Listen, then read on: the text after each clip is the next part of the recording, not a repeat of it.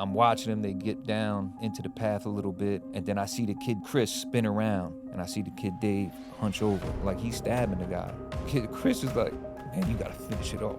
Okay, we're about to get caught. In my mind, I'm like, I gotta kill this dude Chris. Like, this is where this kid Chris is gonna end up. Like, I'm leaving him right there. Like, he's not coming back. As soon as we come out and we get in the car, my name's Anthony Leahey. Everybody calls me Tone. I've served a total of 30 years in prison between Florida and New Jersey. Anthony Leahey talks about growing up in foster care, getting into trouble at a young age, spending time in the Florida prison system, being sentenced to 30 years in New Jersey, and how he changed his life behind bars and was given a second chance.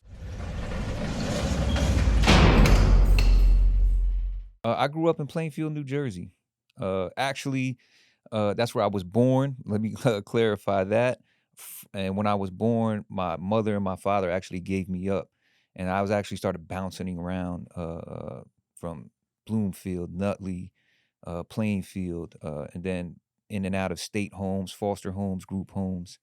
So can't really say I grew up in Plainfield, but that's where I was born. That's where I'm from. I probably stayed there to like 80, 81, 82, and then I got sent to Nutley. And then from there, it was just bouncing around between different towns and states, depending on what foster home or group home I was in. Were you adopted right away, or did you go to the homes first? Well, actually, there was only one family that was gonna adopt me, and that was a family, the Bullocks. They actually live in Somerville, New Jersey, and they wanted to adopt me. They had started the whole process, but DYFS, Division of Youth and Family Services, they stopped it because my mother actually came back into the picture and said, "No, I have, a stable home to provide. I would like him to come live with me in Florida." So that got stopped, and I actually ended up going to Florida. How old were you when you found out that your parents gave you up? Uh, I think my aunt started telling me like I was like 5, 6. Started telling me, uh, uh, and mainly because we started asking questions. Me and my sister Michelle, like, well, where's my mom? Why are we with my aunt? And it was my great aunt too. It was my grandmother's sister. So it was her and then my mother's brother, which is my uncle Anthony. So they let us know everything, and for them, they didn't make it seem like it was like such a bad thing. It was just like, hey, two young parents not really equipped to handle the kids at the time, and so they gave them the family. Do you remember how that made you feel when you found out? No, honestly, because then even then, like I actually ended up getting removed from that home because my uncle, it came out later, and honestly, I don't remember. I didn't remember any of this. Like I actually just came across through my sister Michelle, like all this new information. But apparently, my uncle was mentally, physically, and sexually abusing me and my sister. And so we got removed from that home with my uncle and my aunt. And they sent my sister to live with family, and they sent me to a boys' home, mainly because I was acting up, like, as far as anger and hitting people and stuff like that. I was real young. So they put me into like a state facility instead of sending me with family. Do you think you had any genuine happy moments in your childhood looking back on it? Yeah, honestly, I can remember, and it's funny. I actually just started reflecting on this like a couple weeks ago because, my father actually just recently passed away, and so I went to his memorial last Saturday up in Pittsburgh, and we were up in the Alleghenies where the military cemetery was at because he was in Vietnam, and so as I'm up there, I'm like, I'm remembering some moments that I had with him that were actually okay. Like, it was fun. I enjoyed myself. Like, yeah, it took me trying to teach me how to fly fish. So I remember little things like that. We had went camping a couple times. So there were some happy moments, I guess you could say, but most of my childhood is state facilities. No real happy moments as far as that goes, like from a childhood perspective. What do you think was the worst moment in your childhood? Honestly, the worst, one or two. The first one, they actually put me into like a youth house, a detention center when I was like 12, 13 years old. And so that was crazy because I was like tiny little thing. Like I'm not that big now, but like back then I was probably like maybe 5 foot, maybe 120 pounds. And, you put me into this facility with a bunch of teenagers. I mean, there was other kids that were like 13, 14, and stuff like that as well. But a lot of them were 17, 18. And so it's like the ones that were trying to protect me, I guess you could say, were starting me off with, "Nah, bro, you gotta learn how to fight." So they're sitting there beating me up in the bathroom trying to teach me how to fight. So it was scary. Like it was, at first, because you always hear the stories about what goes on in these facilities and people being raped and everything like that. So, luckily I had people around me, but at the same time, it was still nerve wracking and I was scared. But and I think that also made me the person that I ended up becoming at that time, which led me on this whole life of being in the street and ended up in prison eventually. Like, so that's why I say it's one of the worst because it's the part where I feel like I was separated from being a normal functioning kid in society, or at least having the opportunity to becoming somebody that was just going to be incarcerated their whole life. Like that convict mentality was started to be embedded into me early, and I think that was the worst moment in my life because that's what set me on this trajectory that I ended up going. Right before that happened, do you think that there was a career for you, or, a dream you had in your mind for the future? Or do you think you never got to fully have that? I didn't get to discover it. It's funny. What I wanted at that moment, at that time, was to be adopted by this family. Honestly, like Karen and Bob Bullock, they had a daughter Jessica and a son Jason. I was their only foster child. They didn't want any more after that. They were like, you know what, we want to adopt this kid. And I was really looking forward to that because they had this nice life, living in a nice neighborhood. They had a lake house in Lake George, New York. Like I really enjoyed. So I guess that would be my happy moment in my childhood where like, man, this is gonna be good. And then they snatched that from me. So like that was my dream right there, like family. And you kind of like they took that from me. So I didn't really discover any type of talents or skills until I was in prison. What do you think would have happened if you got adopted by them? Do you think you could have avoided the path that would later come? I believe so. I mean, you never know what happens. It's easy to say yes, it would have been this great life, but you never know. You never know what would have happened. Who would have known? I was just talking to the brother John that was doing a podcast down the hall, and we were talking about unremediated trauma, and I had that. I didn't remember, as a youth, what was going on and happening to me as a child.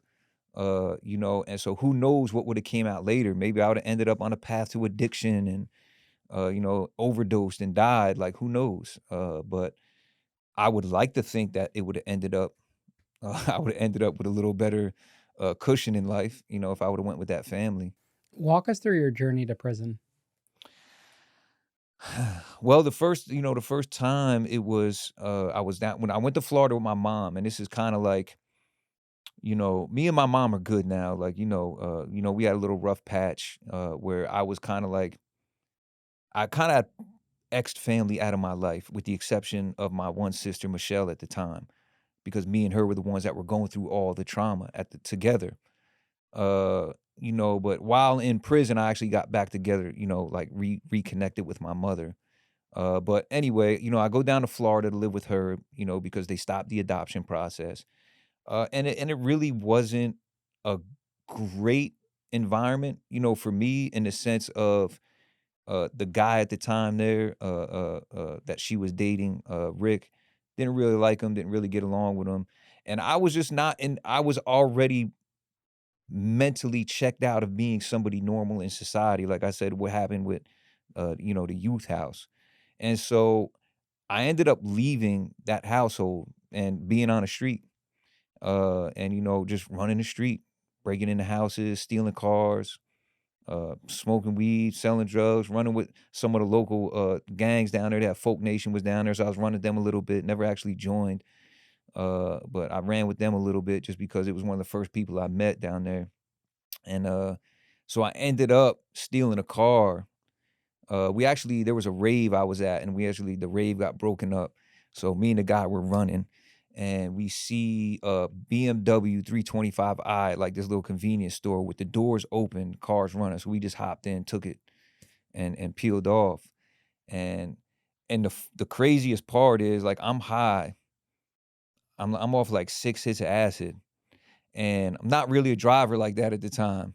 And so we took these cops on a high speed chase. I really don't know how I'm still alive. You know, we should have crashed and died in that in that high speed chase. But I ended up getting a 5-year sentence for that, for grand theft auto and assault and battery on a police officer with a motor vehicle, because we actually ran a roadblock.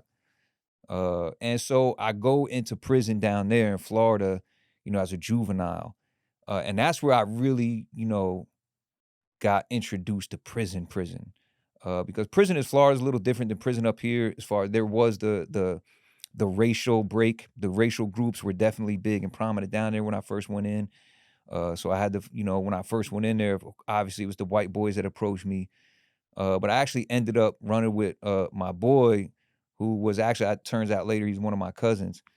So he was running with this organization called Sutrese, and they were down there in the prison. They weren't too big, but it was just, you know how it is, like you have like the little groups that have their spaces in the yards.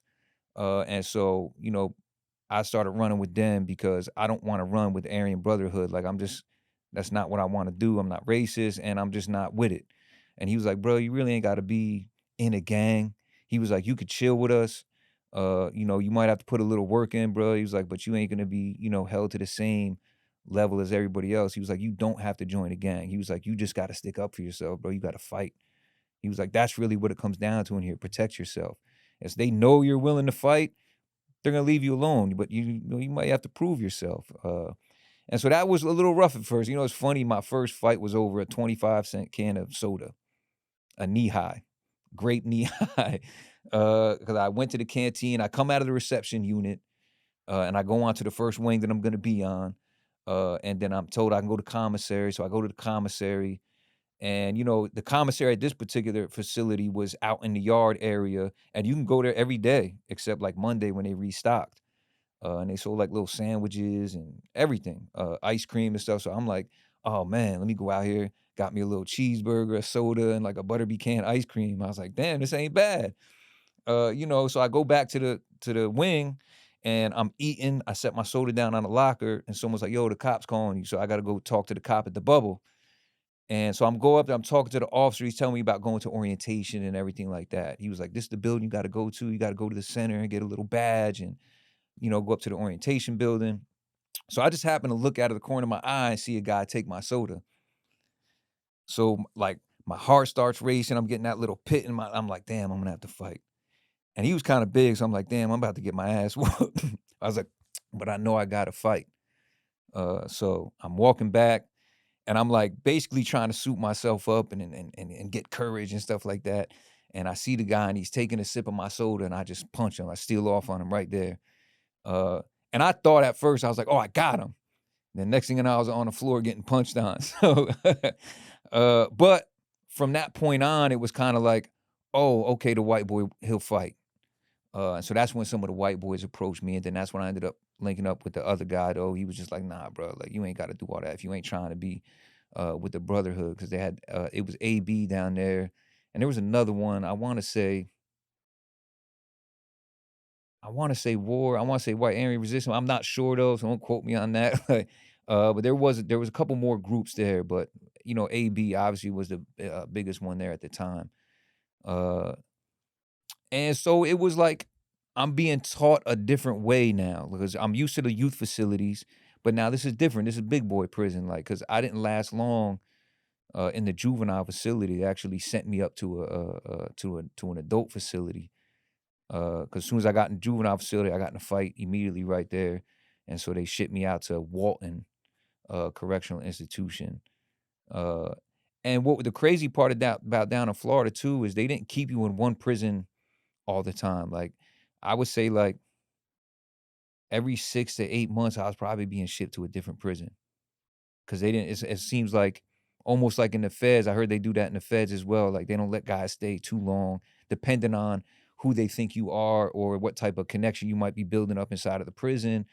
They want you to become too familiar with the officers, whatever it may be, like, so I actually went through, like, 10 or 11 different prisons in 3 years. I only did 3 years down there.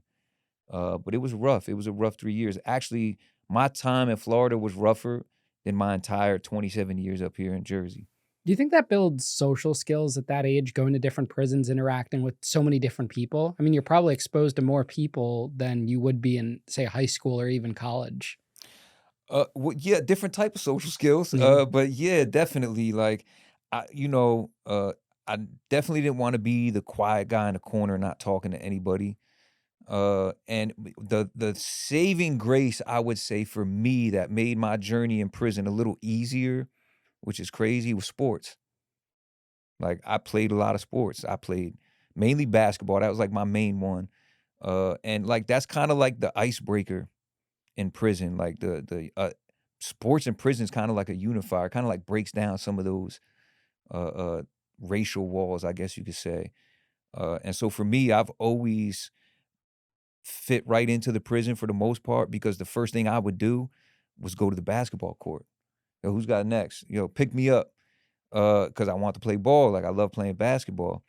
But I would also play softball if the prison had softball because some of the prisons down there had that. Soccer, they'd have soccer games. I play soccer. One prison had a volleyball court. That blew my mind. I'm like, okay, I'm playing volleyball now. So I always met a lot of people and interacted with a lot of people because of sports. And so I would say my social skills came first through that. But I'm still definitely like I was still rough around the edges, like as far as that goes. But yeah, I developed better communication skills because I was always involved with sports. Because when you're on a basketball court, you're talking trash to the other guys on it, but you're doing it in a way where it doesn't lead to a fight, even though that's happened. There's times where honestly, like, dude don't like the fact that the white boy crossed him over and took him to the hole and then told him about it. And so, he gets in your face, and then I can't back down because now everybody in the yard's looking at me, so I gotta fight. But most of the time it didn't happen because I was always pretty good with how I talk trash to people on the basketball court. I never got too disrespectful, but yeah, I would say my social skills developed a little because of that, because of being shipped to so many different prisons and having to be able to interact with people. Because like if you don't know how to conduct yourself and carry yourself, the bid could be real bad on many different levels. Why do you think Florida is much more or a much more violent atmosphere than, say, New Jersey? Well, I wouldn't say much more violent. I would just say my experience personally, because of I was in two different places mentally. Mm. When I was in Florida, I'm in prison, I'm a prisoner, I have to fight, I have to do this, I have to carry a shank. This is what it is. Uh, and mainly because I was in the juvenile, and when you're in the juvenile and the youth facilities, they are usually more violent than some of the adult facilities that I was in.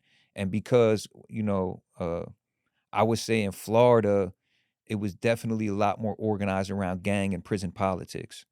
Whereas in Jersey, when I came up here, there's prison politics, but not in the same way that it was in Florida. It's not as organized. It's not as life or death. As far as like if you're running with the white boys, then you're running with the white boys, and it is what it is. You got to sit with them, and if you don't sit with them in the mess hall or you don't work out with them in the yard, and you try to cross that racial barrier, there's consequences, there's repercussion. You can get beat up, you can get stabbed. Like they don't have that really up here. That's not the experience I had up here in Jersey. So I would say it was a little more violent down there, only because of how I was engaging in that prison life. Because honestly, when I went to the max unit here in Jersey, in Trenton, people were getting stabbed every day. So it's not that it wasn't violent. It's just because the path I was on when I was in up here was different. I was a different person. I become to understand that you don't have to be a a violent psychopath to survive prison. Like you can just be you. But I had to find who that was too. And so that's where, like, in my journey in the New Jersey prison system was actually now I'm discovering who Tone is as a person, as opposed to, one of my handles, I guess you could say, was Tone Capone. Most people call me Tone Capone when I was in that other lifestyle. Uh, but when I came up here, I was like, my name's Tone, bro. That's it. No more Capone. I'm not doing that anymore. So my path was different up here than it was in Florida. So if you were to redo your experience in Florida with the mindset you have now, what do you think would the big difference would be? Man, I would have been involved with all the because they didn't have there wasn't a lot of programming, but they had spaces to where you could be involved with things. Florida, I did discover my music talent. Like, I discovered that I had a knack for just picking up instruments and playing. Like, there was a guy down there, you could have a guitar, but it would have to be held in the rec building. And so when you go to the yard, you can check your guitar out. And so I just seen a guy playing one day. He's like, "Oh, you want to learn how to play?" I'm like, "All right." And so he showed me like 3 chords. And then he's like, "Oh, yo, I'm walking around the track, man, trying to remember what I taught you." I'm like, "All right." So by the time he got back around, I was already playing a song, and he was like, "I thought you said you never played guitar before." I was like, "I haven't." He was like, "Man," he was like, "Bro, you're lying to me." I was like, "I'm not lying, bro." I was like, "I never played guitar." I was like, "You showed me those 3 chords, and then I heard a song that I know, Every Rose Has Its Thorn." So I started playing. I was like picking that out a little bit, and I was getting it.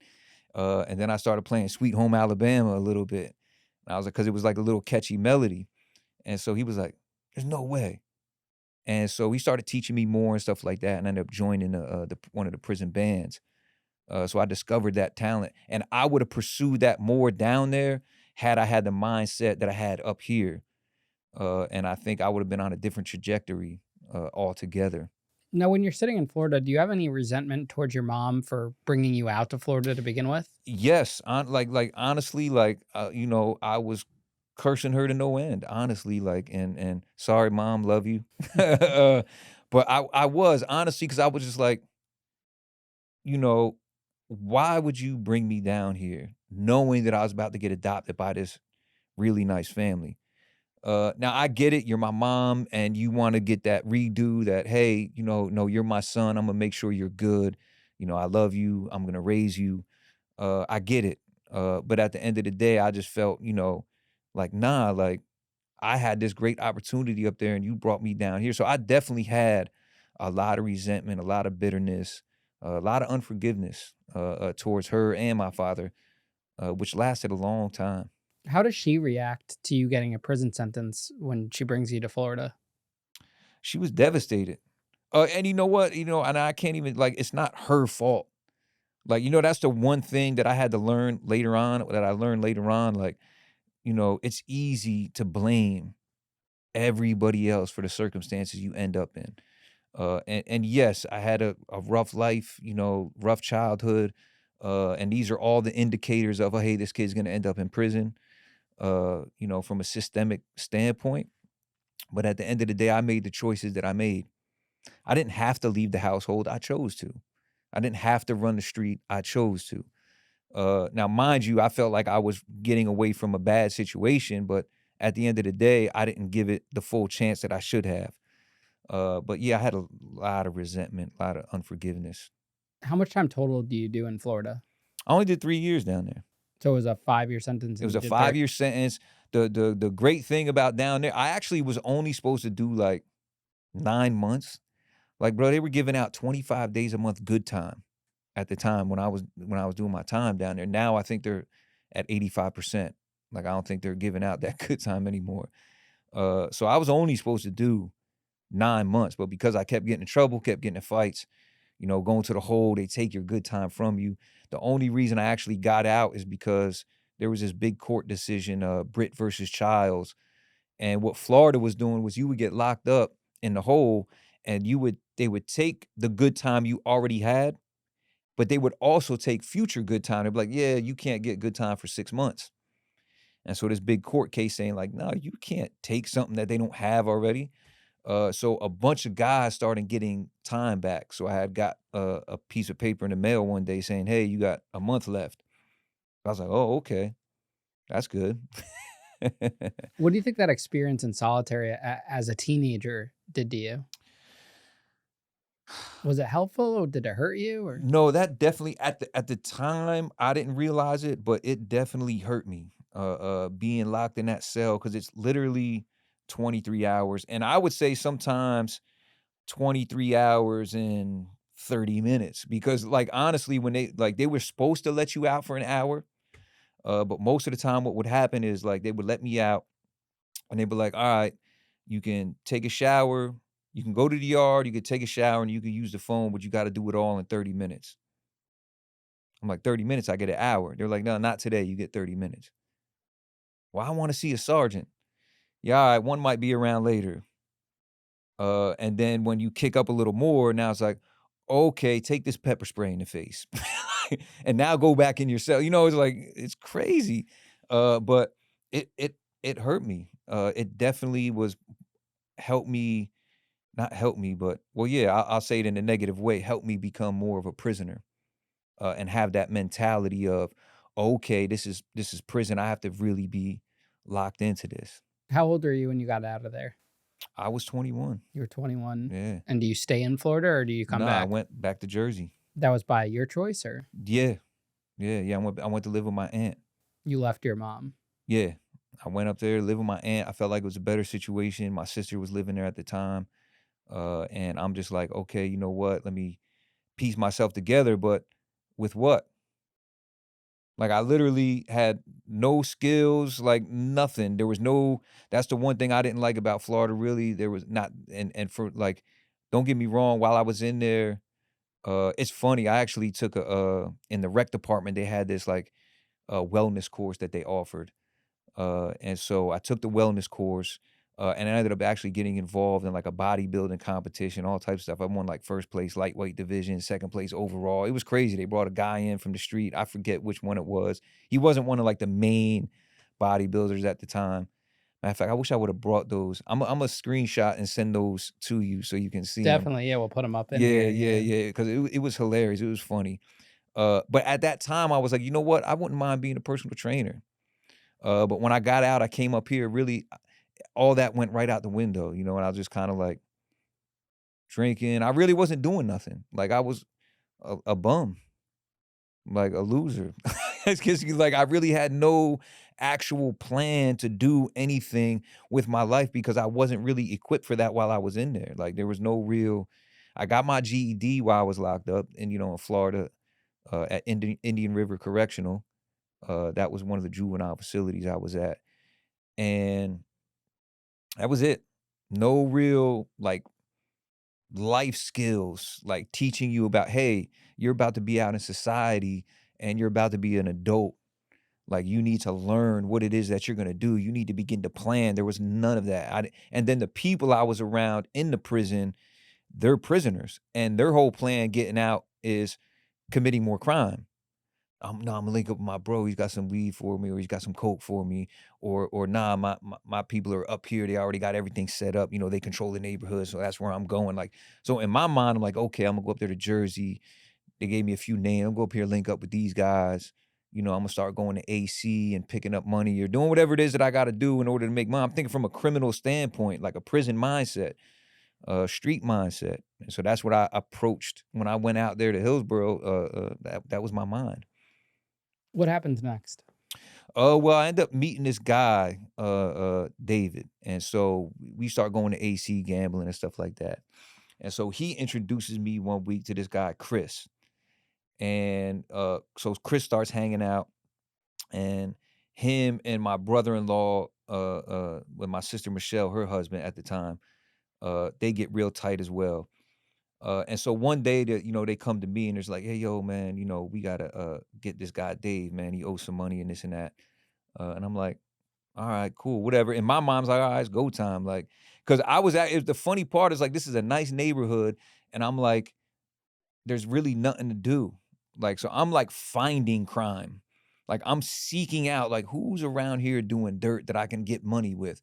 Because the crazy part is a person linked me up with a job, a landscaping job, and I quit after like 4 days.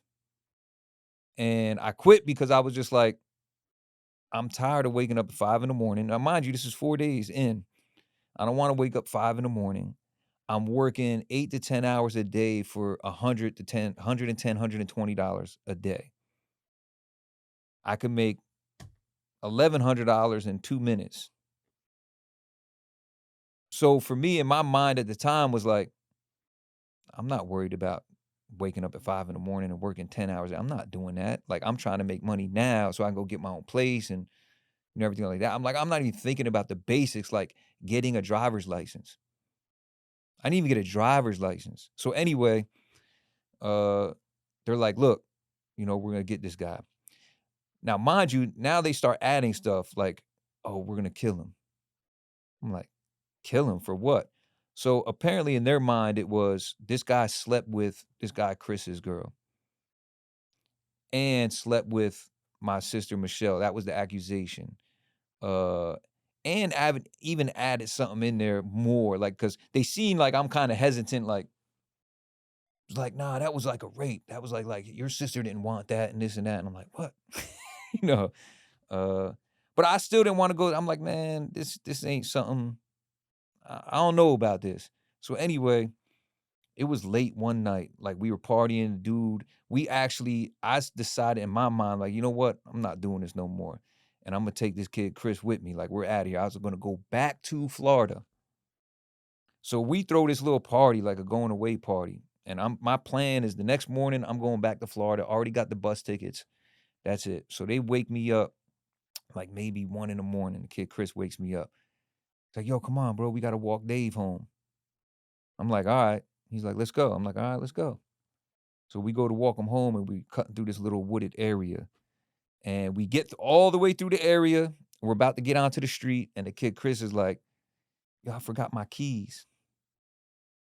And I'm like, all right. So he goes back. The kid Dave goes to help him, got like a little pin flashlight or something like that. And I'm watching them. They get down into the path a little bit. And then I see the kid Dave, Chris, spin around. And I see the kid Dave hunch over. I'm like, I know this guy's not doing this. So I run like he's stabbing the guy. And then so now the guy Dave,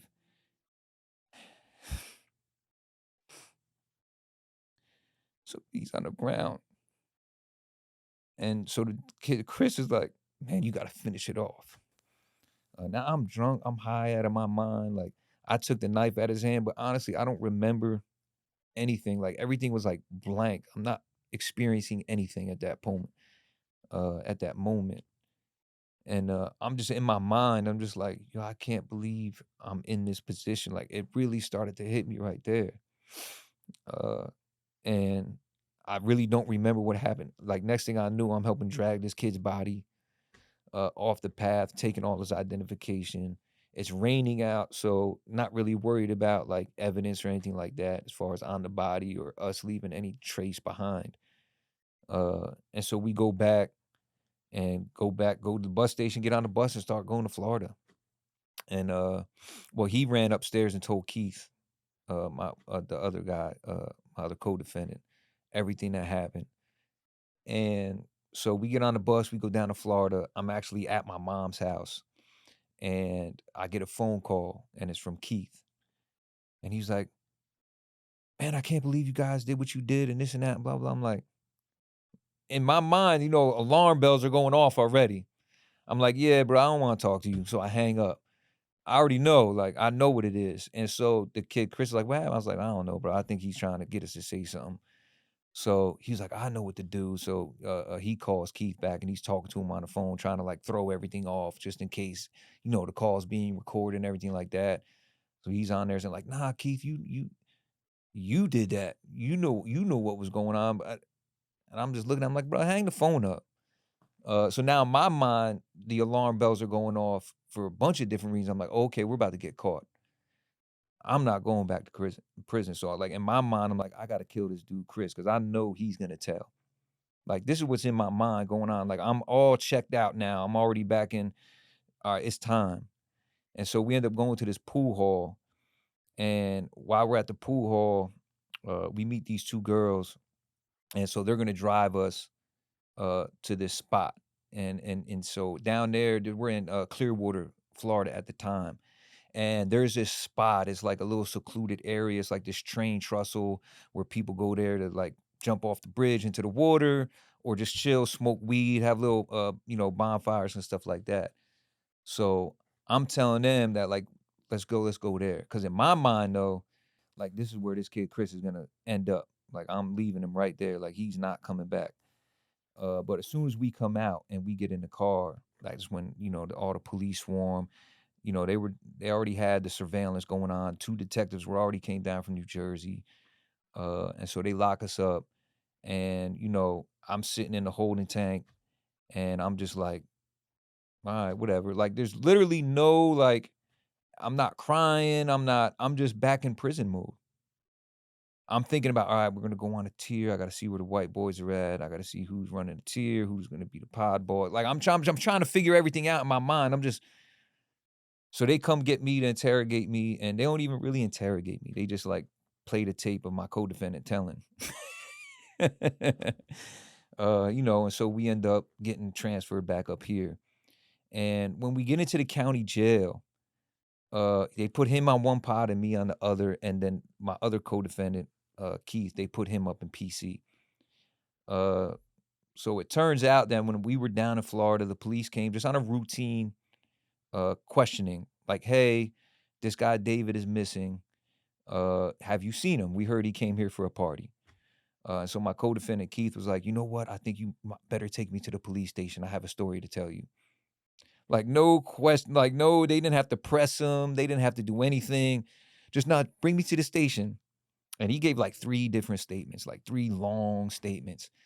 So they got him in PC, they got me on one pod and my other co-defendant on another, and so he calls me to the door one day, Chris, and he was just like he was like, "Bro, I'm sorry, bro." He's like, "You know," he was like, you know, is there beef? You know, what's going on?" And you know, I'm sitting there, I'm talking to him through the door, and I'm just like, in my mind, I'm like, you know what? I ain't got time for this. So I just tell him, I'm like, listen, bro, you're good. You know what? It's my fault because I should have never been involved. Like, I'm here, it's my own doing. You're good, bro. You ain't got to worry about me. Yeah, you know, I said the only thing I'm gonna tell you is if you want your bid to go smooth, I was like, bro, don't get involved with gangs, don't get involved with drugs, don't mess around with homos. Like you can't be involved with none because that whole scene in prison is what's gonna lead you to everything. Don't gamble, don't do any of that. He was like, okay, all right, but you sure? I'm like, bro, you're good. Don't worry about it. And first thing he did was join a gang. Like one of the first things he did. His bid was rough for him. Do you think you had it in you to take Chris's life? Yeah, like honestly, like yeah. In my mind, it was a done deal already. And I knew this. It was like a little.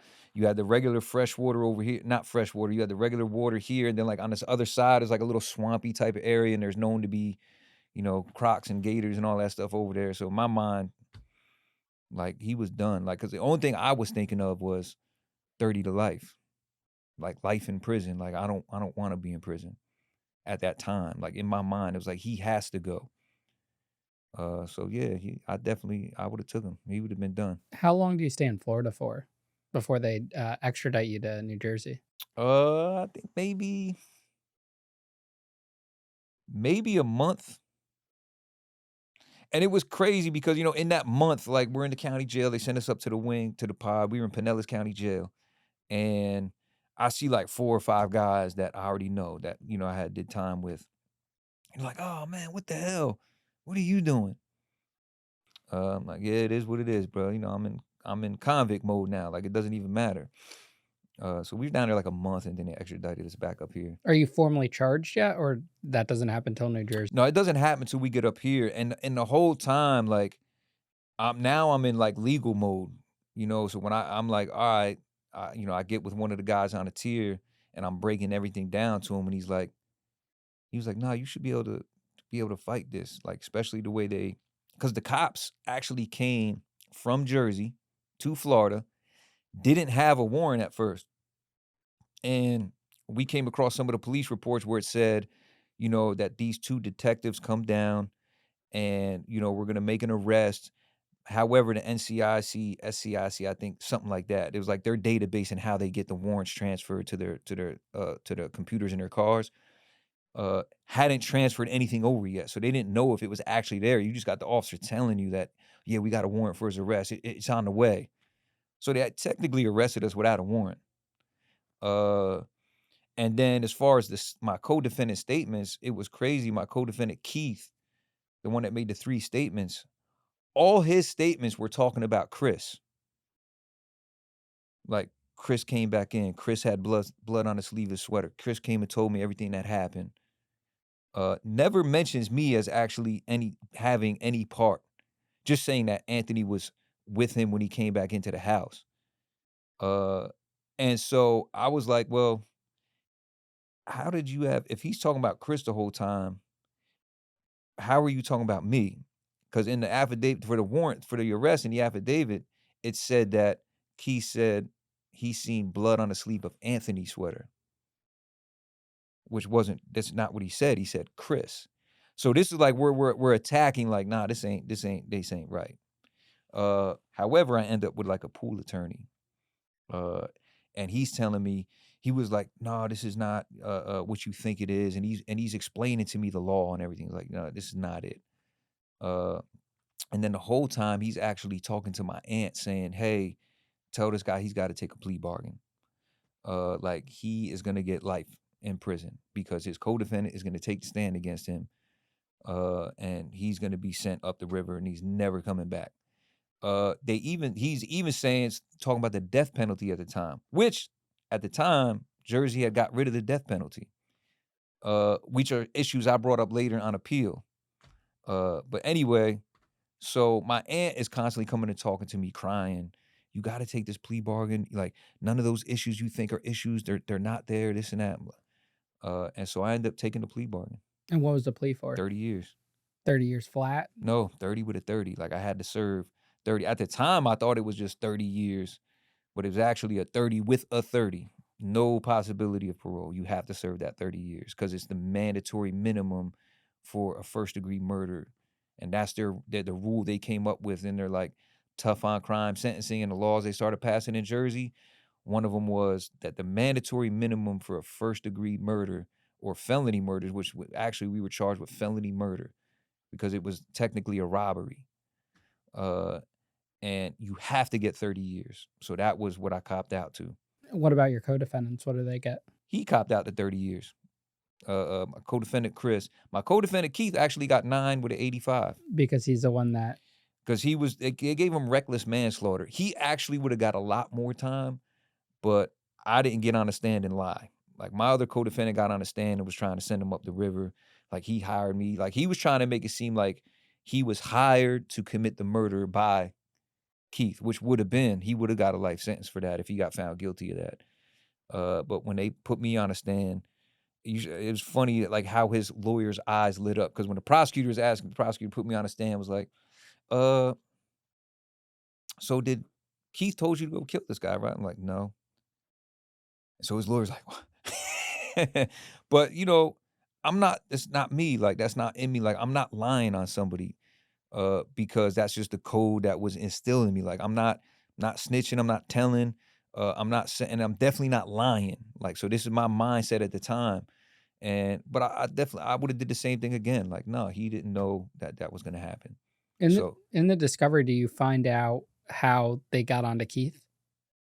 yeah, I knew everything. Like because I got my discovery and I'm sitting there pouring over discovery and I'm reading the statements and I'm getting mad and I'm like, I'm looking for ways to actually get to him. How can I get to him in PC? Uh, But the saving grace for me, and like I would say the beginning of my change, it kind of started right there in a sense, because there was an older guy in a tier, this guy Hector, Spanish dude, and like he seen me and I was having some conversations, and matter of fact, he was Latin King. And so I'm sitting there talking to him, and I'm like, bro, I need y'all, man. 'Cause I need to get this guy. And so he looked at me and he was like, bro, he's like, let that go. He was like, cause he knew me a little bit. He was from Plainfield, and him and his bros be out there in Plainfield, and they had this little section out there, and I knew a couple of them, and so he was just like, "Look," he was like, "Let that go, bro." He was like, "You need to focus on doing this damn time and getting the hell out of prison. If that happens and they find out you have something to do with it, you're gonna get even more time. So you need to worry about getting this time off of you." So that was a little bit of like a saving grace in that sense. So I just like let that go.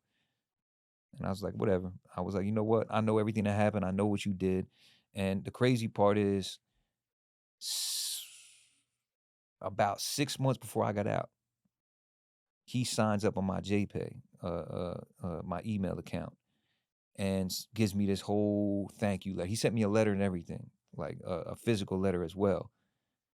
I can't say how much I appreciate you not getting on a stand and lying and this and that and telling the truth. If it wasn't for you, I would have been in prison with you. I probably would have had life, this and that. So I thought that was cool. Like, all right, cool. You waited to the end of my bid and reached out to me and said, like, where were you the entire bid? Because like normally in that situation, you would expect, oh, I'm gonna rock with you, bro. I got you. I'm gonna make sure you got money on your commissary because you made sure I didn't end up with all this time in prison. But Did he already know you were coming home at that point, or he didn't know?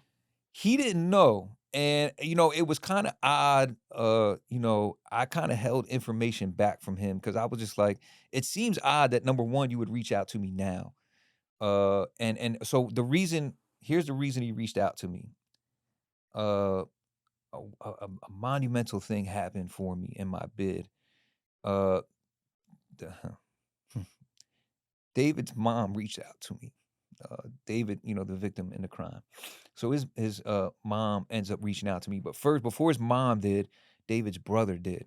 And so here is the crazy part.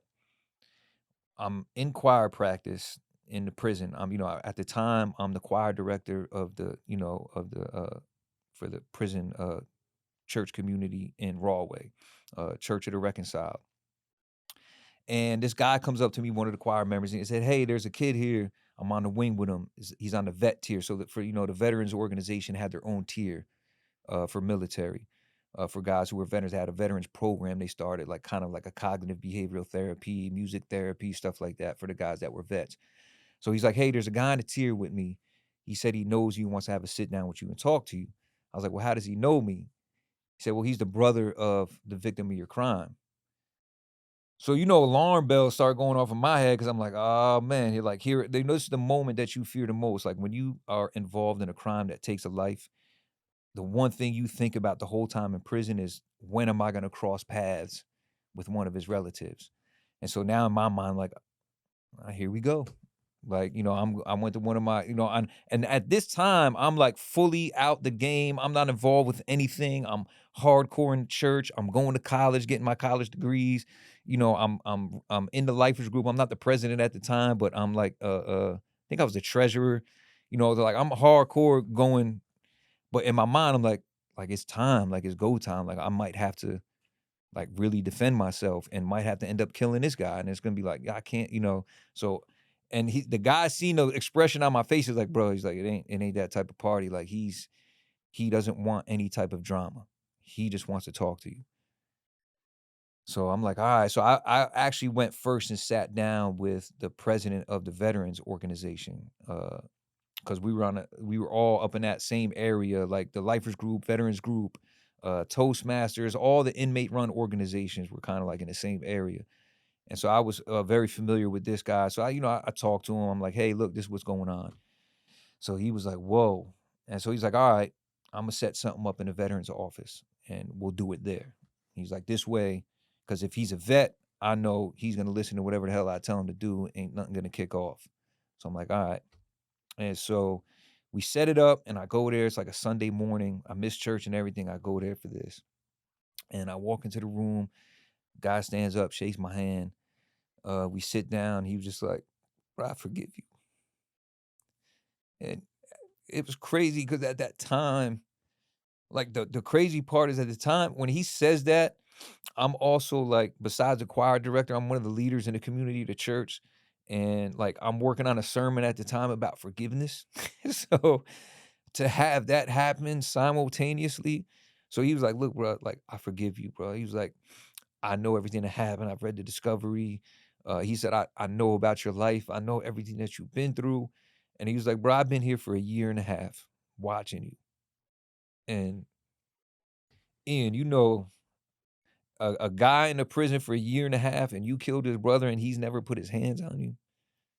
Like, that blew my mind, in that moment, and I was like, and he was like, "Bro, I've been watching." He was like, "And honestly, like, I've seen that you are not that person anymore that you used to be. Like, I see what you do in the church. I've heard you preach. I see what you do with the lifers group."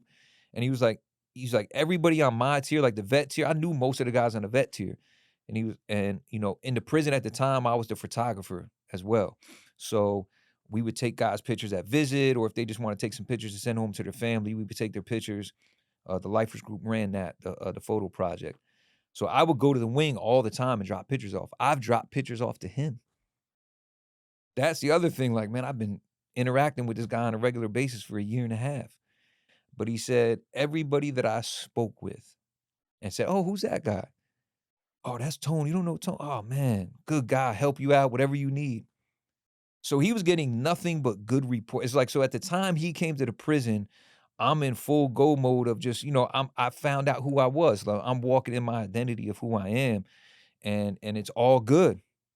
I'm not messing around, I'm not gambling, I'm not smoking weed in the yard like because when I first went down, I'm doing the normal prison stuff, making hooch, smoking weed, gambling, playing basketball, got in, like, maybe 1 or 2 fights, that was it. Like, I was never on no tough guy stuff. Like, most people that know me in Trenton or Rawway, I'm just known for being Tone or White Chocolate. White Chocolate, that's one of my other names, White Chocolate. Mainly from playing basketball and a lot of the rapping that I used to do in there too. Like, I did a lot of rapping. I rapped with the church community. I did gospel hip hop, and I was just also part of this movement. We had a little movement called War Correspondence that we started in Trenton. It actually started with poetry. Two of the guys that got on Clemency were part of that too. Timothy Harris, son, his name's Sun God, and this other kid, Joakim Wise.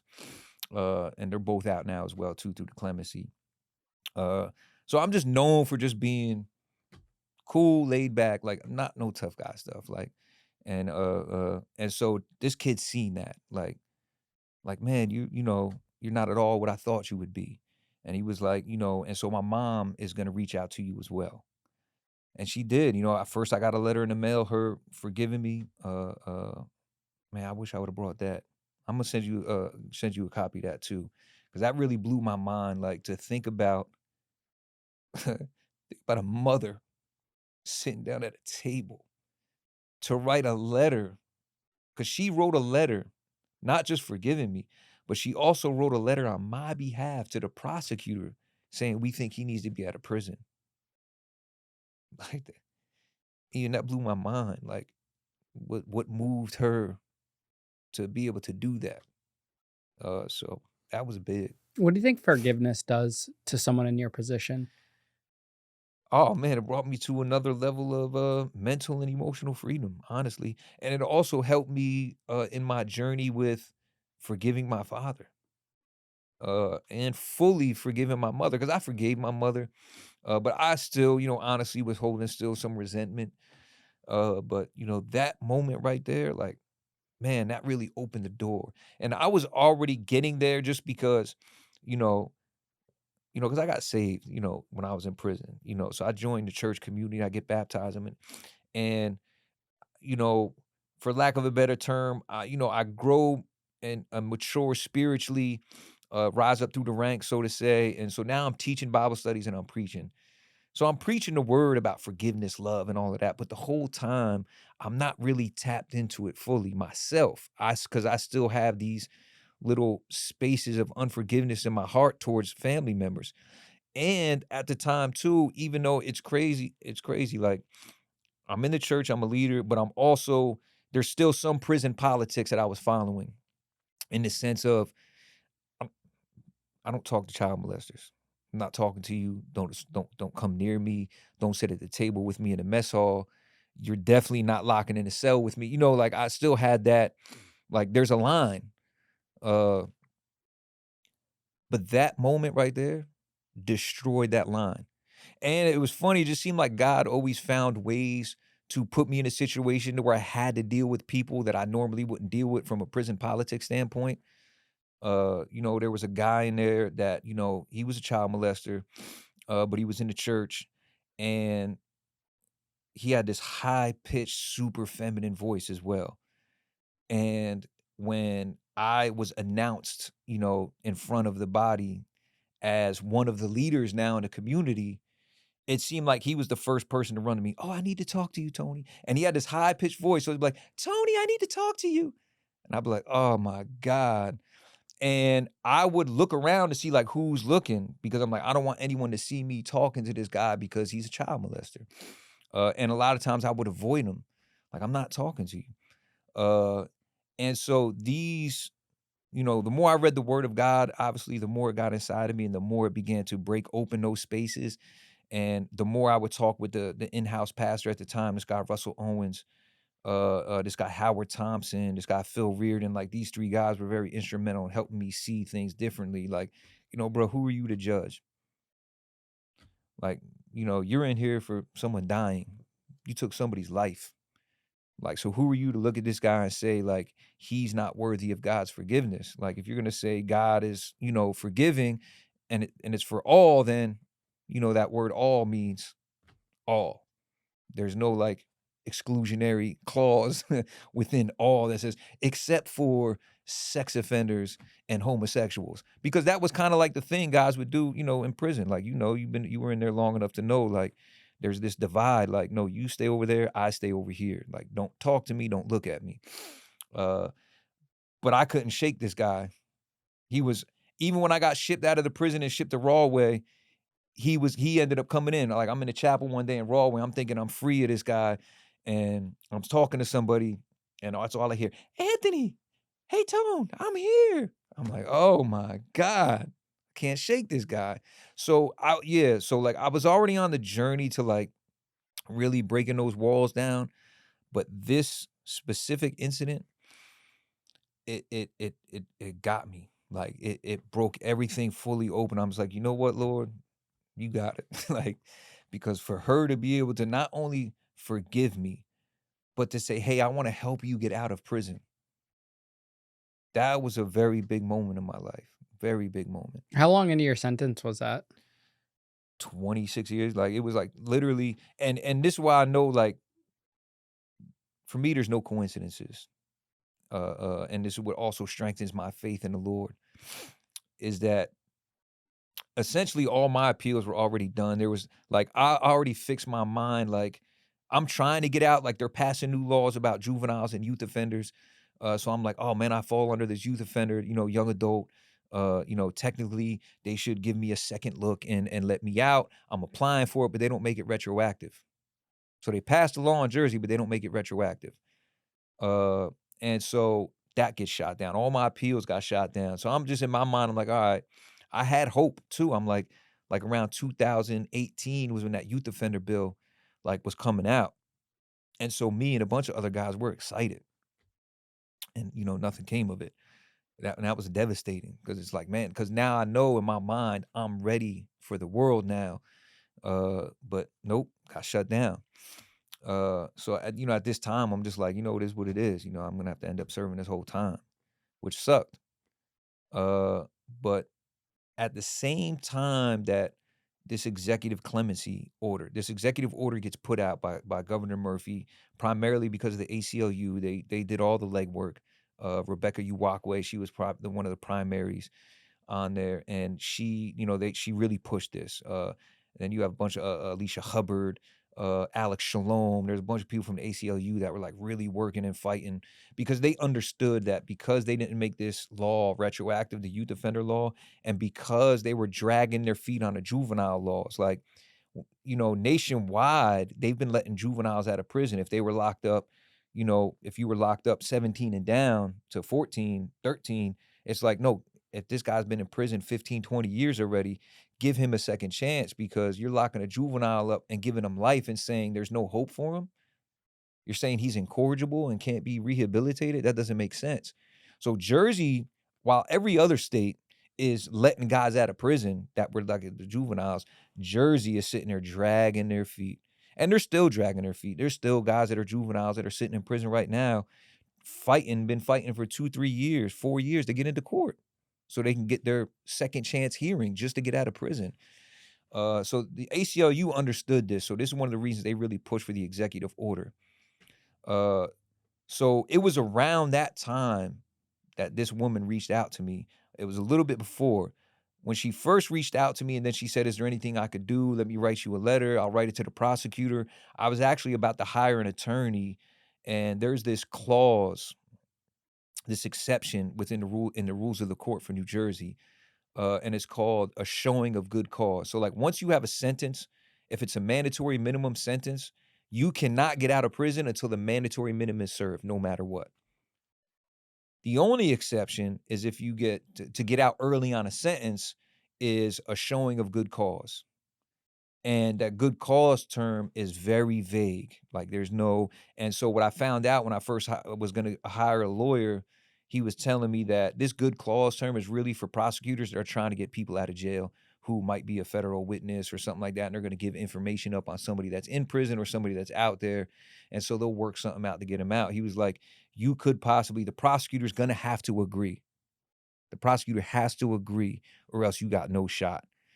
And it was gonna cost like 2,500 to 5 grand for me to even be able to, and I didn't have that money. Uh, and so I'm wrestling with that. I'm trying to get down, I'm trying to put something together, a brief together, and I got some guys in the prison helping me out. And that's when this executive order for clemency comes out. She had already wrote a letter saying, "Okay, I'll write a letter to the prosecutor." So the letter she wrote me was actually addressed to the prosecutor. So when the clemency comes out, at first I'm not even filing because I didn't think it fit I fit into any of the categories because they had certain categories. The main category was trial tax. So it was a guy that gets locked up and he's facing, let's say, he gets a plea offer for 7 years, but he turns it down. And as a punishment of making them take him to trial, when he gets found guilty, they give him 50 years. So they call that trial tax. Like you're punishing this guy for going to trial, knowing that he didn't do it. So, like one of the guys that got out, my boy Third Eye, Rashawn Barkley, that happened to him. They gave him 50 to life. 50, and I forget 25 to life, 30 to life. They gave him 50 to life. And when the clemency came around, he still had 18 more years to go before he was eligible for parole. Like he'd have been in his 70s when he went up for parole. So this clemency was monumental. Like, so he got out on it as well. So he's one of the ones telling me, like, bro, you fit the category. So we start putting everything together. My main push was this letter. Like literally the only reason I even had like one guy from the ACLU, oh my God, it wasn't Alex Shalom. Peter Bloom was another one that was working on it. And so he heard my story. One of my friends, this guy Ron G, he's home too up the clemency. He put me in touch with him and said, "Hey, just talk to him." So I talked to him and tell my story. And towards the he's kind of like, "I don't know, bro, you might not fit." And I was like, I even got a letter from, the victim's family. He was like, "Well, you should have led with that." So he was like, "Man," he was like, "And you're working on a master's degree?" Because at that time I was enrolled in the master's program. Uh, he was like, "All right." He was like, "Just send me all your stuff and I'm gonna see what I could do." And, he puts me in touch with the public defender's office and, now I'm here. Now I'm home because of that. What year into your sentence was that? That was the clemency or the letter that I The got from clemency. the clemency was it started 2024. I filed in 2025. I filed my petition got filed in February of 2025. They came to see me in July. They told me you're gonna get it. He said, "We gotta give it to the governor. Most likely he's not gonna shoot it down because we're recommending you. We'll let you know what's going on. Uh, hopefully by September." So they see us in July. Uh, September rolls around, nothing. So now I'm panicking. Me and like the 7 other guys they had seen were panicking. We're like, "Oh man, they're not gonna give it to us." October rolls around, still haven't heard nothing. Like we're calling the office, like, "Yo, what's going on?" And then end of October, they come back and see us. "You got it. You're out of here. You're leaving the 13th." How many years did you serve total? 27. So they took off 3 years with that clemency? Essentially, yeah, they just took off 3 years, but that's big. Like, like that's huge. Yeah, especially when you're mentally prepared to do that. Yes, absolutely. It's like I knew like this was the time, and it's like just how everything was unfolding. And the craziest part is, and if you ever get a chance to speak to my boy Shiloh, he'll tell you Kevin Lee. He's the new president. He took my place when I left the prison. He became the president of the Lifers Group. Me and him did the whole journey together. I met him in Trenton, and we were close ever since. Uh, Jamaican dude, and so at the end of last year, at the end of 2024, We're up, we're late nights in the dorm, we're talking, and 2025 is about to roll in. It's New Year's Eve, and we're sitting there talking, and I just look at him. He's like, "What?" And I was like, "This is it, bro. We're out." I said, "This is like I'm out of here in 2025, bro. I know it. I feel it." I said, this rest of this year is gonna me preparing." I said, "Bro, I want you to be ready. And you and the other guys, to take over. I'm gonna start pulling myself. I need to really focus on what it means to be out of prison." Now, mind you, I don't know anything. Like there's no guarantee about this clemency. I'm not even banking on that. I'm actually banking more on like the lawyer working with me on this reconsideration of sentence because of the letter. And I was like, no matter what happens, I'm leaving this prison this year, and it's either I'm going home or I'm going to a camp spot to where I go to the camps and begin to transition to the halfway house because I need to start focusing more on that. So, like, I knew 2025 was my year. I just didn't know what it was. I didn't know if I was going home or if I was going to the camps to transition to the halfway house. Now, do you think the timing of when the brother and the mother forgave you was important? Like, imagine if they did that earlier in your sentence, would it have had the same effect on you? Overall, yes, I believe it would have had the same effect as far as getting me to the next level emotionally and helping me heal, and helping me see forgiveness in a different way, depending on how early. I would say that depending on how early. Like super early in my bid, like no, I don't think it would have. I don't think I would have felt the same impact like first 5 years in my bid or something like that, because I'm still a prisoner at that time. Like I'm just still a convict. I actually identify like I'm a convict. I'm a prisoner. Like that's what I am. And so I don't think it would have hit the same way that it did this point, because by this point, like I'm a fully matured person with an actual identity, with an actual vision, with an actual purpose, with a better understanding of myself. No one's perfect. Nobody has it all figured out. We're always growing, but I was definitely much further along in my life at that point. And so the timing for me was perfect. Like it was perfect. Simply because of what space I was at mentally and spiritually at that time.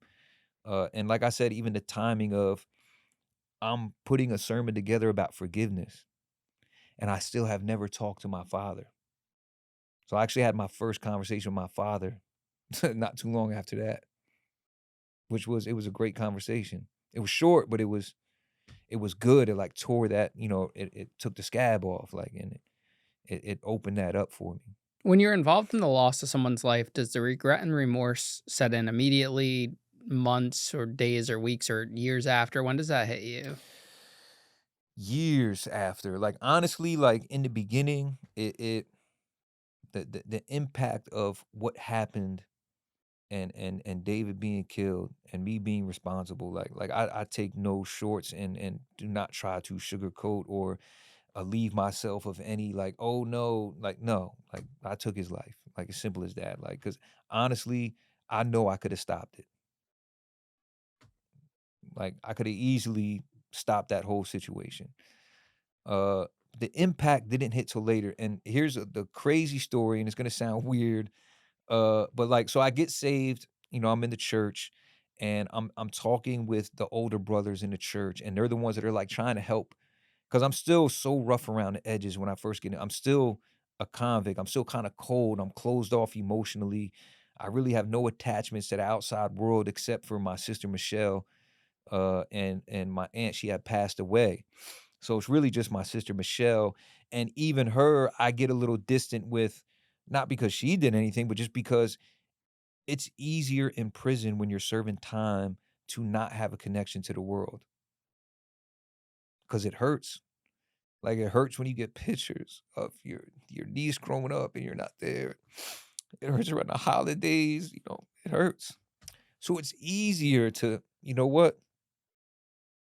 I don't have a family. You know what I'm saying? Like, it's easier to be a convict than stay connected to the street, when you're serving that much time. At least it was for me and some of the guys that I dealt with. What do you think you miss the most from being in prison for 26 years? Miss? Mhm. Well, honestly, yeah, and you know what's crazy is the day I was leaving prison, me and like 2 or 3 guys were crying, and so one of there was a new kid on the tier, like, like he's fresh, bro, like he'd been in prison maybe 2 years. So he's looking at me and he asked me because I had took his pictures a couple times on visits. So he's like, Tom, bro, why are you crying? You acting like you don't want to leave. And so I told him, I was like, I said, what you don't get is, I said, that man right there, and I point to this guy, Marcus. His name's Marcus Vargas. And me and him, we came up through the trenches together. And we grew together in the prison system. And him and other guys like him, like we were family for each other where you don't have any. Because not everybody in prison, in fact, most people in prison don't have a strong family support network. Like it's rare that you see guys in prison, at least the experience that I had, where they got someone coming up and beating the door down every week to visit them, putting money on their books all the time, making sure they got letters coming to them at all the holidays and birthdays. Like most guys don't have that. And so, and also when you're looking for someone to talk to, when you got something weighing heavy on you, most of the time your family can't relate because they're not similarly situated. They're not in prison. So they really can't relate to the pressure. Cause I've tried to talk to like my sister. And while my sister gets it because she's been through some of the struggle with me, as far as when we were kids and everything that we went through. Cause like honestly, like the abuse and stuff we went through was intense. Like just with my uncle, I didn't even remember the stuff with my uncle until he had actually passed away. And so I sent "Oh, I'm sorry" to my sister, and she sent me back like a vicious email like, "Fuck him. What do you mean sorry after everything he did to us?" And I'm like, "Whoa." I'm like, and so then that's when stuff started flooding back. And, but it wasn't just him. It's like when we lived with my father, like our stepmom was abusing us and stuff like that. Like we'd be chained up in a closet for a couple days, no food, just some water. Like it was rough for us. Uh, but even though we went through that trauma together, there were still just certain things she couldn't connect with because she'd never been inside. And so, these brothers that I built a relationship with over time in prison were family. Like these guys, I look at them like that's my brother. And like got love for him. So the fact that I'm leaving them behind in prison, like that hurts. Like I'm out here and like you're not. Like, and because I know how intense the pressure is in prison and how bad it feels and how much it sits on you, especially when you're serving a life sentence, like, bro, it hurts even more. Like, so I try to stay in touch with them, talk to them, and everything like that. But leaving them behind, so I miss that bond, that fellowship that I had with them guys. Honestly, the work I was doing with the Lifers Group, I definitely miss a lot of the stuff that I was doing in there because I'm not doing it yet out here. It's definitely something I'm pushing. I'm pushing my way into those spaces. But so I missed that. I missed the church that I was involved with. I forged, some good relationships in there with them. And, so I missed that aspect of it. And like the fact that I had carved out this life for myself in there to where I had responsibilities, a role to play, to where I'm looked up to, by a lot of the guys in the prison, simply just because of who I was, and the things that I was doing in the prison. I had a very good reputation that got built up over time, and that's what I miss in a sense of having them things to do, them people to help, to reach out to, and then having that cushion to fall back on as well, where I know I can turn to this person and talk to them at any time, and they're gonna understand everything that I'm going through. Whereas out here, I can't always get that. I'm fortunate to have somebody in my life that can relate to my experience for the most part. So, and she's a rock. She's she's been there for me. Met her about 7 years ago. And it's just it's been good, but I do miss my bros, man. I do miss them. Do you think that what you're just describing is makes integration back into society and reentering into society a lot harder for someone that's, spent that much time inside? I mean, you spent more time In in prison, prison than you have yes. out on the streets. Yeah, I calculated it one time, and I included not just prison, like 'cause like when I say like I've been in group homes, I've been in residential boys homes, one was called Bonnie Bray, Woodbridge Diagnostic Center, Somerset Academy, like I've been in all these different programs, homes, and prisons, and I think I calculated it up to be like 37 years. Like so like literally 12 years on the street, and most of that was as a kid. So I've never been a functioning adult. So the hard part for me was, okay, here's what it means to be a functioning adult in prison, but to be a functioning adult on the street is it's a whole different ball game because in prison, most of the things that you have to pay for out here is provided for you in prison as far as got a roof over my head, I'm not paying for that except the time that I'm doing. There's always food available, there's 3 meals a day, even though they're not always that good. Uh, I have the church community, I have my responsibilities, I had a job that I was going to in the prison, like, so I had this role where, like, everybody knew me and, my spaces were carved out. My path was easy as far as that goes. So leaving that behind, that rigid structure to where out here there's no structure, it's on me to create that structure. And that's the hard part that I've been finding, like creating that same balance and structure that I had in there. Because being in an institution, whether it's a prison or a military, you become used to this rigid structure of every day. This is the time you wake up. This is what time lunch is. You get used to asking. Like that was the funny part too. Like getting out, like telling my family or my girl or whatever, like, yo, I'm going such and such. I'm going over here. I'm going to do this. And so one day she was just like, you don't have to report to me, right? But it's not computing.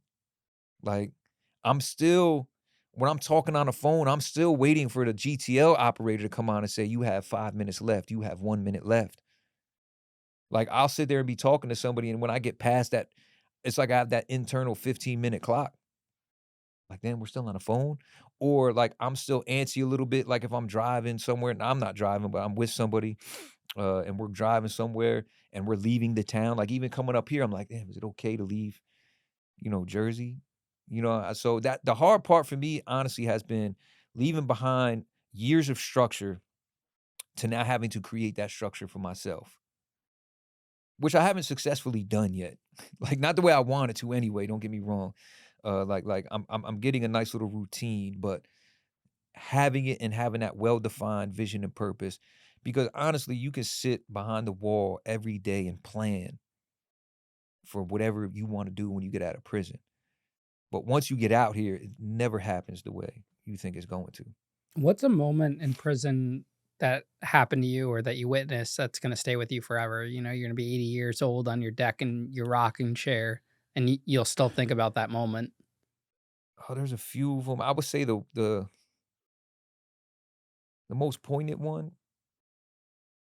So I'm in the mess hall. This is Trenton, and this guy gets stabbed up bad. It was bad.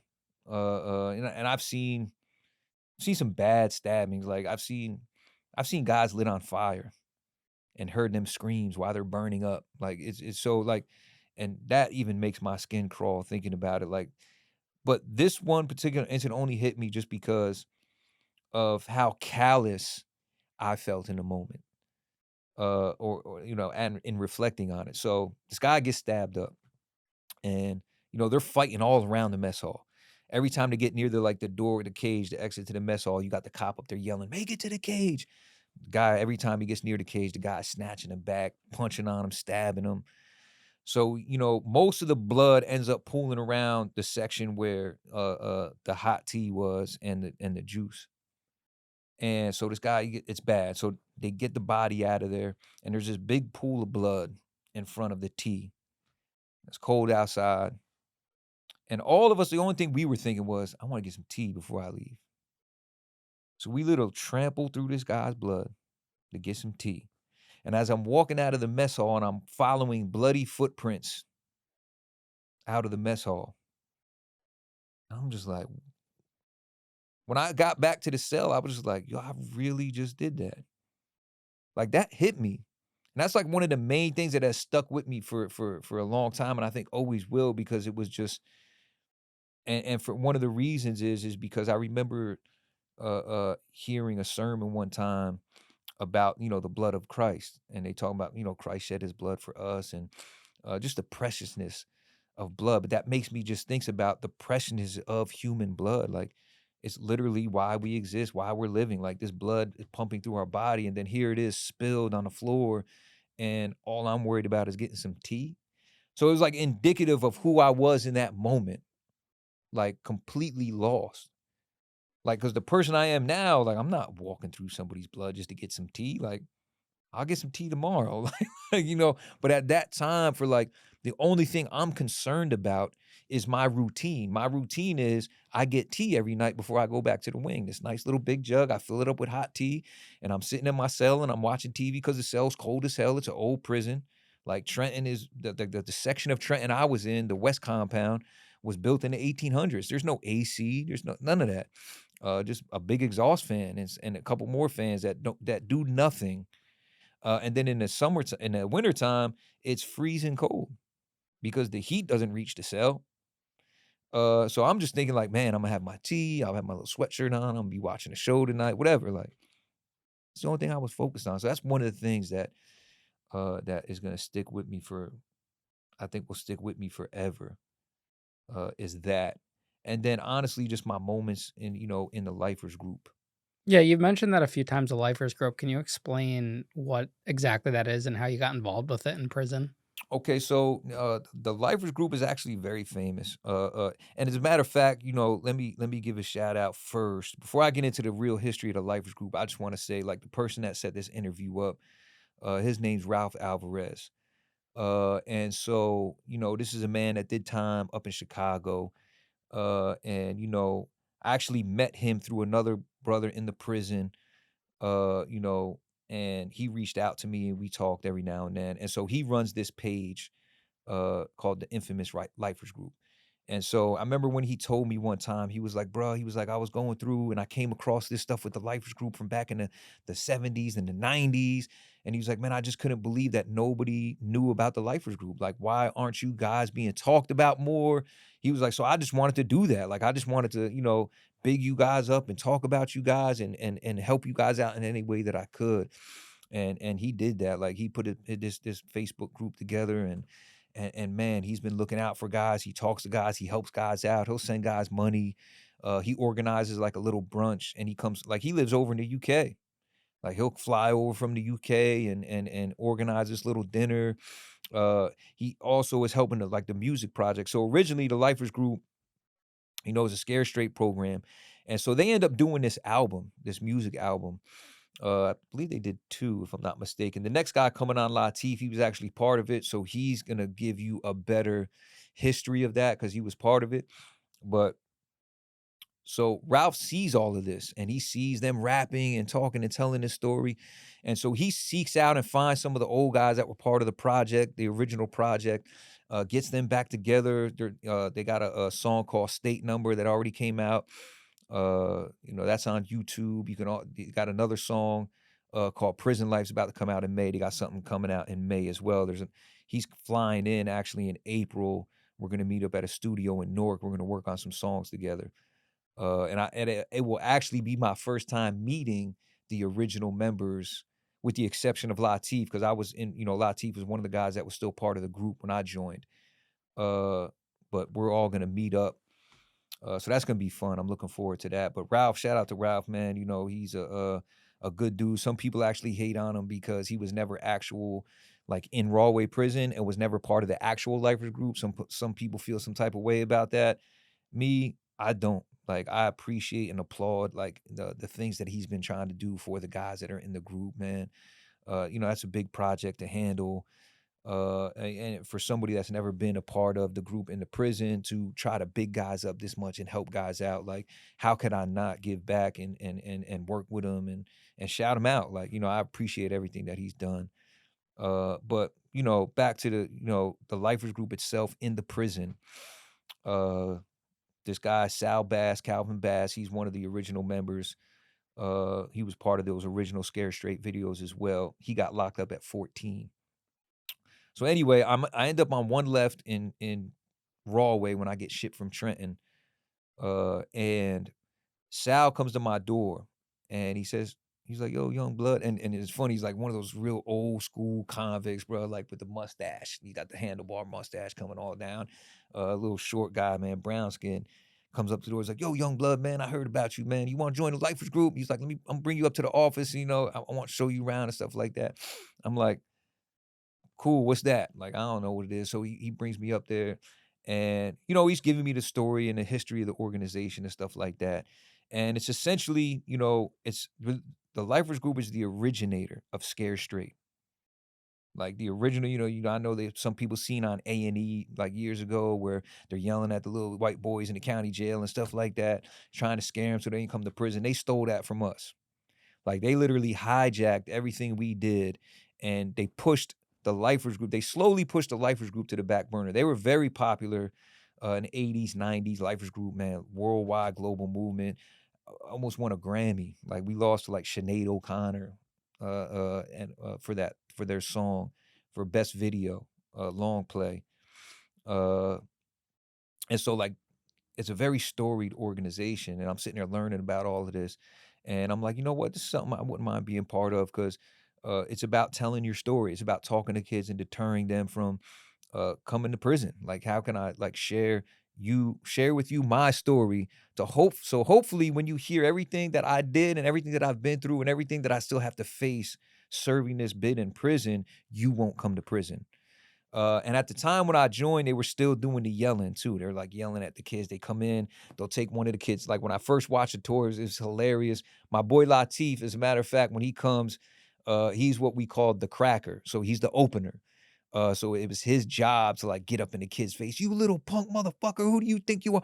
Give me your sneakers. So they'll take the kid's sneakers off and throw it. Now what you gonna do? You want your sneakers back? So Latif was one of the ones that used to do that. Uh, and so that would be the opening. And then you settle in, each person from the Lifers Group might give up, and you would have a particular spiel that you would have to give about life in prison and the life that leads to prison. And so when I seen that tour, and then I seen them do a high school tour where they just bring high school kids in to talk to them, allow them to ask questions, and they do the same with colleges. And I was like, man, I would definitely love to be part of this. So I joined in like '05, '06, '06, matter of fact, 2006. And I loved it. I love being able to share my story and see the impact of it. And what really sealed the deal for me, honestly, was we're on a tour, and this was like a crazy moment too. This is another one I'll remember for a long time. I'm sitting on the panel, and they bring this group of kids in, and there's this counselor that they come in, they have to be escorted obviously by their counselor from where they come in. So they bring the kids in, they sit down. We're sitting there talking, and they get to me, and I'm telling a little bit of my story, and the counselor starts crying. And so one of the guys from the Life's group goes to him like, "Yo, what's going on?" And he was like, "I know him." And it turns out this counselor, uh, man, I forget his last name. His first name's Craig. Uh, he worked at this spot called Woodbridge Diagnostic Center, which is literally right next to Raw, like the prison's right there. And I went to this spot for like I think I was in Woodbridge Diagnostic Center for like maybe 6 months. And I was a little young kid, man. I think I might have been 11 or 12. This is like right before I went to Skillman. Uh, and so we would play basketball and stuff against like they would bring other institutions there, like Greenbrook Academy, like they would bring them to play us in basketball. And so I remember the game, we lost one of the games and we ended up fighting them. And I remember I took this kid's Ewings. This one, the Ewings were real popular back then, Patrick Ewing sneakers. So we had some green leather ones on. So I was like, I called dibs. I got them Ewings. So we get in a fight with the kids and stuff like that. I take his sneakers and stuff. And so they take them away. The cops come. They settle everything out. They're like, nah, this is good. Don't worry about it. Then I had to get the sneakers back. But this guy Craig walks us to the edge of the property, and he points to the prison. And there happened to be some guys walking around the wall, like guys from the camp doing work and stuff like that. And he said, "That's where you guys are going to end up." if you don't get this shit straight now. And him in particular, he always like he took a liking to me. He was like really trying to get me like man, like work through my issues because I had such anger issues and stuff like that. And he was one of the ones trying to keep me off medications because honestly, they were experimenting on me with medications. And it's actually I found out later in my conversation with my father, like he was actually fighting like to get me off of these medications the whole time behind like I never knew that. Uh and so anyway, he's crying, breaking down and but it turned into such a powerful moment for the kids because once I realize who it is, I start crying. I'm like, damn. And so once we tell the kids the whole story, they're now looking at me like, wow, you're really here. And it hit me in that moment like, wow, I'm really here. I'm like in East Jersey State Prison where he said I would be. So that really that hit me. That hit me pretty hard. But that's also what sealed the deal for me. Like, this is what I need to do as far as just in life in general. I need to share my story. And that's, one of the songs Lifers Group did was called Living Proof. And, that's what it is, like, all of our stories, yours, mine, any other person you have on this podcast that's been behind the wall, anybody that's made it and been successful and transitioned off of an addiction and has now changed their life around, you're living proof, right? You're living proof that there is light on the other side, like, there is a way out, like, you don't have to be stuck. There is no such thing as this is what I'm destined to be because I grew up in this area. Like a lot of kids will come in that we talk to from Newark, Patterson, Jersey City, like all these spots, and they're just like, nah, man, like this is all I can be. All I can do is gang bang. All I can do is sell drugs. All I can do is this. And it's like, nah, bro, like we're living proof that is not all you can do. Like, here's the other side of the story. So, for me, like that's where like it really hit me like, man, this is what I want to do. So I went full tilt with Sal Bass, like I'm in. And he was kind of mentoring me and like teaching me the ropes of the organization and the Lifers Group. It's a legit nonprofit organization, got a EIN, everything. Like this it's full, it's legit. Uh and mainly because of how popular it got in the 90s. Danny Glover actually did a special with them, like a look back in the 90s with UPN. And that put them back on the map again as well. And that's why they always got so much favor inside of the prison and that they never shut the organization down because they shut a lot of inmate organizations down in that prison, but the Lifers Group never got touched. Just because of how much popularity that it had at the time and the amount of people backing it from the street. Then after Sal ends up actually getting shipped out of the prison, and this guy, one of my bros, man, his name's Daquan, Domingo Man, he becomes the president, and I always looked up to him as like a little older brother and stuff like that. And he kept mentoring me and like pushing me, encouraging me, trying to give me opportunities and stuff like that. Especially when it came to like music and like we would throw banquets and stuff like that in the prisons, and I would put music together and stuff. So the Lifers Group was very it helped me process who I was. It helped me process my crime. Because when you're sitting on that panel and these kids are asking you questions, they're asking you very deep questions. And it helped me reach different levels of understanding every time I talked about my story. And I never told the story the same way, same details, but depending on the question, I would have to think about it in a different way. So having to approach my own life and that case in particular from all these different ways, depending on what the question was, helped me really process and work through a lot of my unforgiveness, a lot of my bitterness, a lot of my false worldviews that I had. These worldviews that we take on as, it's okay to be this way. It's okay to not have a heart. It's okay not to have to value other people's lives. Like they mean nothing in the larger scheme of things. Like they're just pieces inside of a game. Like that's kind of how like you train yourself to think, to remain emotionally locked off and not have to worry about any of those types of feelings. So the Lifers Group really helped. Like, yeah, we help people, but the Lifers Group helps the people that are part of the Lifers Group as well because we don't they don't allow you to get up there and lie. Like, they look at your discovery. Like, they ask you what your crime is.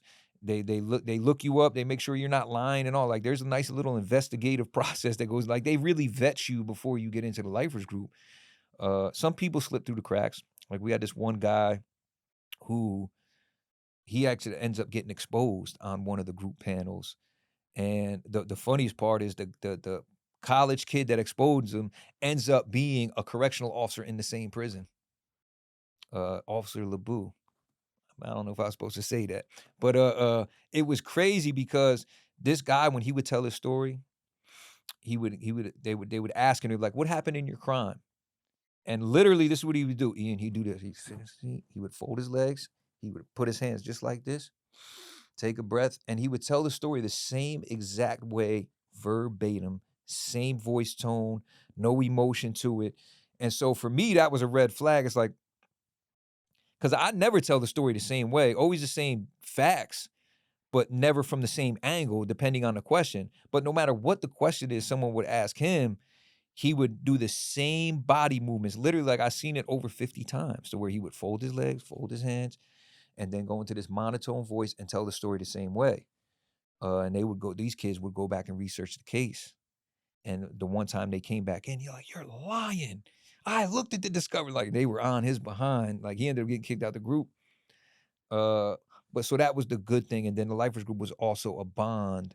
Like, you become like a family because everyone in the group has at least 30 years or better. Because the qualifications to get in the lifers group is having at least 25 years or more to serve in prison. So to be a member of that group means you might not go home. Like, you might be in prison the rest of your life, or you might die in prison, or whatever the case may be. So it's not a good group to be accepted into, in that sense. Like, I used to tell guys all the time when they be like, "Yo, I want to be part of the lifers group." I'd be like, "You sure? You know what main qualification is, right?" I'm like, "What?" I'm like, "Life." "Well, I only got 5 years." I was like, "Good. You don't qualify." uh, so that group really helped all of us, but it really helped me because, especially with the guy I told you about, Daquan, like, we ended up being on the same wing a lot. And so it was just like, anytime I would have issues or I'd be trying to work through something, I could just talk to him because he's right there. And we had built that bond of trust. And so that really helped. Like, we help each other out. Latif, same way. Like, this guy Mustafa Champion, like, all became close. And then just being part of that group also gave me this larger vision of, man, you know what? I want to be the president one day, because I felt like there was more that we could be doing. I had all these different ideas. At the time though, I couldn't be the president because only in the Constitution of bylaws it said only lifers. Someone that actually has a life sentence could be the president or the vice president. And so that was a whole journey in and of itself. And like, me constantly going before the executive board and saying, "Hey, we need to make an amendment to this." Mainly because the life sentence is not that it's not being given out, but it's being phased out. And the majority of the guys coming into the prison have 70 with an 85. So how are you going to tell that man he doesn't have a life sentence? He's got a 75-year sentence to serve. And 85% of that is 67.2 years. And he's 30. So that means he's going to be 97. Like, and you're telling him he doesn't have life? So, there was this, so I actually became the first non-lifer to be the president of the lifers group. And my boy Shiloh, I told you about, he was the vice president. My boy Vic is the treasurer, and this guy Shafiq was no, he was the treasurer, and Vic was the secretary at the time.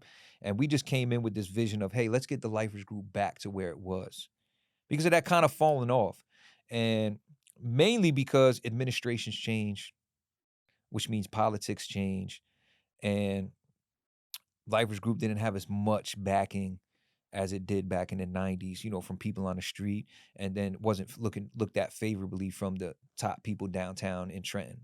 New Jersey Department of Corrections, the commissioner, the assistant commissioner, they're looking at us like, this dinosaur program needs to be phased out. It was never successful in the first place. The crazy part is there was this professor, Finkenhauer, at a Rutgers, who actually did a study on the lifers group, and he used some very crafty wordplay to say that we weren't successful. He said 49% of the kids ended up still getting involved with some type of crime or, touching a prison facility. But what that really means is that 51% didn't, right? You said 49%, but tell me what program, what juvenile intervention program ever had a 51% success rate? And the answer is none. So the Lifers Group was actually very impactful. And what we try to do also is make it more impactful within the prison as well, because most of the stuff was focused on the kids coming in, the colleges, the high schools. But for us, we felt like there was a gap, this missing piece. How do we help the lifers in the prison who are struggling with addiction? Because addiction is running rampant through the prison system, especially when this K2 stuff hit. Like it's crazy.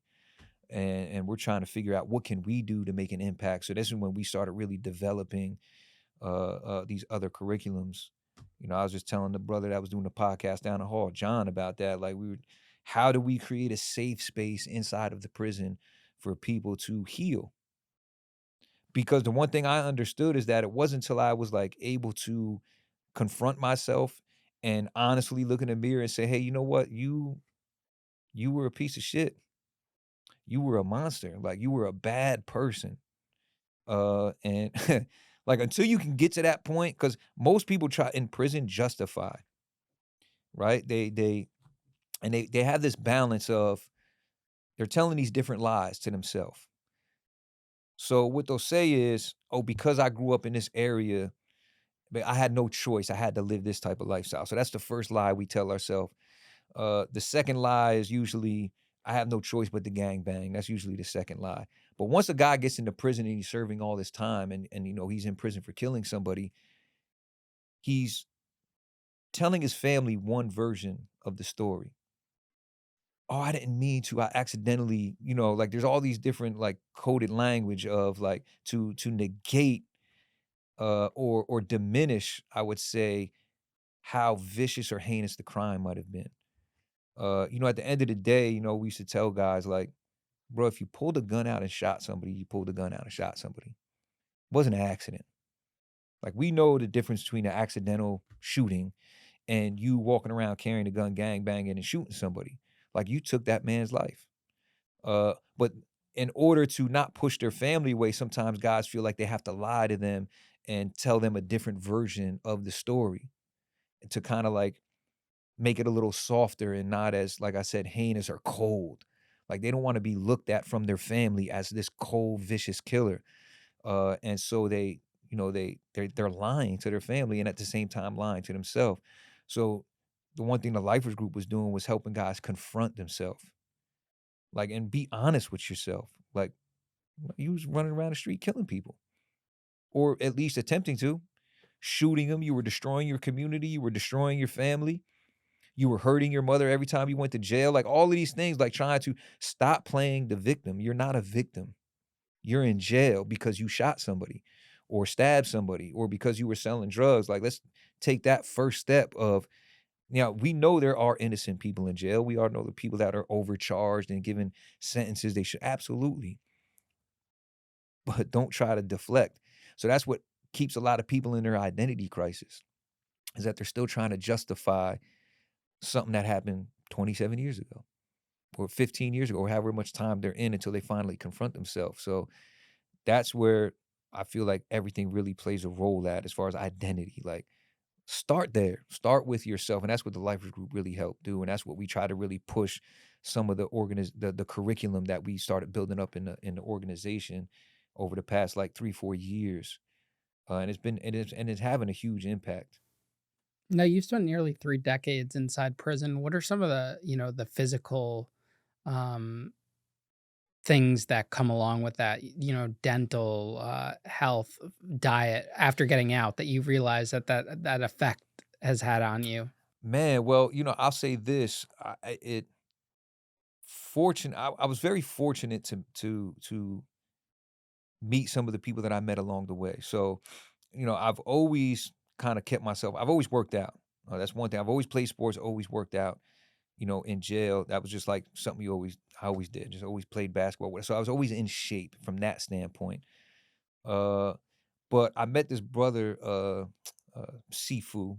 We called him Sifu at the time because before he got locked up, he was a martial arts instructor. Uh, he goes by Hamza now. He's Muslim. The funny story there is when I first met him, he was actually FOI. For anyone watching it doesn't know, that's the Fruit of Islam. They're like the militant branch of the Nation of Islam. And so it's a funny story. If it's okay if I deviate a second, Yeah, yeah. uh, but when I first walked into the mess hall in Trenton, I'm kind of like, thinking about Florida and like, all right, where's the white boys at? Where's the Spanish boys at? Because those are one of the tables I'll probably have to sit at. So I'm walking, and this guy stands up like, "Oh, Tone Capone," and so it's this guy Sifu, and so because I met him briefly in Craft, which is like the reception area, because he was back in like a court case or something like that. I believe I'd met him in that way prior to me being in Trenton, and I knew of him from the street. Some of the things that he was involved with, like he had this little martial arts team. They were running around breaking and entering, into houses and stuff like that, like some ninja type stuff. So I'd run across him a few times. Uh, so I go sit at the table with him. I'm like, all right, whatever, because I'm seeing like certain white boys at a table with black people. I'm seeing Spanish boys at table. So I'm like, oh, okay, there's not the same politics here. I don't know the whole story yet, but I'm just like, well, I know him, and I know if anybody tries to get at me, and I'm fighting, and it's more than one person, I know this guy can handle himself because he was real sharp with his hands and feet. So I go sit at the table with him, and little do I know, like this is the FOI table because that's not he didn't lead with that. Like, oh, by the way, this is the FOI table. So this old head comes and sits at the table. He looks at him, and then he looks at me, and then my boy looks at him. Is like, nah, he's good. He's good. Trust me. He's like, okay. Sat down. Other guy comes to the table like, man, what the fuck's this cracker doing sitting at our table? So I stand up like ready to go, and he stands up like, nah, nah, nah, nah, nah, nah. Man, he ain't even white. He's like, you could have fooled me. Then my eyes are blue as hell, right? So he's like, no, we don't like the blue-eyed devil, and he literally has blue eyes. So this is like what this guy's saying, and I'm just like, I'm ready to fight now, like, cause But he's like, man, his name's White Chocolate, bro. Just sit down, trust me, he'll grow on you. I was like, so he sits down at the table because he really had no choice because the old head at the table was like the head of the FOY. And then he didn't say anything. He just looked at him, was like, so the guy was like, sat down and stuff like that. Uh, and so, I sit down at the table with him and stuff like that. And we're just sitting there talking and kicking it like that. And so I find out later about the FOY stuff. I'm just looking at him like, really? You had me sitting at the table like you put me in jeopardy, bro. He's like, no, no, no, no, no. I was like, what was the question? Just about how the physical Yeah, the aspects. physical. So he was very sharp with Eastern philosophy and meditation and stuff like. So he put me on this book called Authentic Self-Knowledge by Lou Paz. And the book was just really like breaking down the mind, the body, the spirit, how it all connects to the universe. Then he gave me some books on like proper dieting and everything like that, which, as you know, is next to impossible in prison. But I got fortunate when I got to Rawway is I ended up getting a job in the ODR, which just means the officer's dining room. Because I know how to cook a little bit. And the guy that was in there, he was like, I'm gonna get you in, bro. His name's Rasalam. He's home now. So he gets me into the ODR. And because I'm now in the ODR, I now have access to better food. Not top quality, but just better food in general. So I'm able to cook for myself. And so I end up not really having to go to the mess hall that much at all and eat that processed food. So from a diet perspective, I was always pretty good for the most part. Uh, Dental, they brush they do teeth cleaning like every 2 years. When I first got in, there was no dental floss. It wasn't until later till they came with like the little dental loops that they allowed us to start buying. Toothpaste was trash until the wing reps, the guys, I don't know if they had wing reps in the feds, but in the Mhm. state, in Jersey anyway, we had this thing called wing representative. So they would appoint one guy, one of the prisoners from the tier to represent the issues of the tier. And then all the wing reps together would represent whatever issues they felt they needed the administration to hear as far as the prison goes. So they did a lot of fighting as far as getting better, healthy products, better equipment in the yard, better toothpaste, better soap, all that type of stuff. But honestly, their answer for everything in prison is Motrin. Take a Motrin. The minute I got the raw way, it was like maybe 3 weeks later, I had a stomach virus, H. pylori, uh, uh, which is not too bad at first, but it's actually something that can get worse, and it can even lead to like stomach cancer later on. And at first, they were like, "Oh, it's nothing." I said, "You just said I have bacteria, an infection in my, and you're saying it's nothing." Like the nurse was just kind of like being nonchalant. And I almost got locked up right there because I actually got up, walked past her, went to the doctor. You can't go back there. I mean, I said, I'm going back there to see the doctor. I don't know what you're talking about. Talking about you're going to send me back to the tier, and you just told me I have H. pylori. And at the time, I don't even know what H. pylori is. So for me, in prison, you're kind of like a hypochondriac because the biggest fear about being in prison is dying in prison. Either that or losing your mother while you're in prison. Like guys fear about losing their loved ones or they fear about dying in prison. So any medical issue is exacerbated. Like we're hyper vigilant, especially serving that much time. So like when she was like H. pylori, for me that was cancer. Like it's not just some small stomach infection. Like, no, this is cancer and you better treat it. Uh and so I went right past her. I was like, she just told me I got H. pylori. He was like, what? What are you doing back here? Are you on I was like, yeah. I was like, she's trying to send me back to the tier. He wasn't, she's running behind me. He's not here to see you. He was here to see me. I'm like, look, doc, I'm not leaving. Luckily, the officer that was working there, this officer, Logan, he was running the infirmary at the time, was like, you're really gonna try to send a man back and you just told me he got H. pylori? What is H. pylori? Right. So I ended up getting a little, antibiotics and stuff for my stomach. But it's just bad. I remember one time I actually had a full-blown tumor, like, what they call it, lipoma on the back of my head. It was like the size of a softball. And so I go to medical for it. And, I had talked to my sister, my one sister, Annette. I had started connecting with her through the email once we got our email system. So I'm asking her, like, yo, what's the procedure for this stuff? Because she works in the medical industry. And she's like, well, technically, you're supposed to do a biopsy because any lipoma could be a sarcoma and it become cancerous and all of this type of stuff. So they're supposed to send you out. Uh, they didn't want to send me out. The doctor touched the back of my head. He's like, yeah, it's a lipoma. You're fine. I'm like, I'm fine. I was like, I got a softball in the back of my head. I said, I can't sleep at night because he's like, well, there's no pain. So that was my fault. Like I was supposed to go into medical, like, it's pain, it's killing me, it's hurting. He's like, and so they're not gonna do anything. I was like, what? They're not gonna do anything. So I go back and I tell one of the guys, and he gives me this phone number for this woman named Jean Ross, who's like a prison advocate. So I call her, she calls up the prison, like literally 20 minutes after I talk to her, they're calling me to medical. The same doctor's in there, like, you're not gonna sue me, right? I'm like, bro, it took me getting a lawyer to call up here for you to want to do your job. And so he starts panicking. He was like, it's not me. It's not me. And so he turns the computer screen and says, look. So at that time, they had what they had now is a board. And any medical procedure that the in-house doctors in the prison recommend, say, oh, this guy needs this guy needs that, they would send it to the board. And literally, unless like your head was hanging off, the board wouldn't approve anything. And so there was actually a lot of guys in that prison that died uh, because of that board. Like we lost a brother named Ab, last name was Grimsley. Uh, he was on this thing called chronic care. So when you're on chronic care in the medical in the prison, they have to call you down monthly for physicals, and then every 90 days you do blood work. So he had been on chronic care for like 4 or 5 years.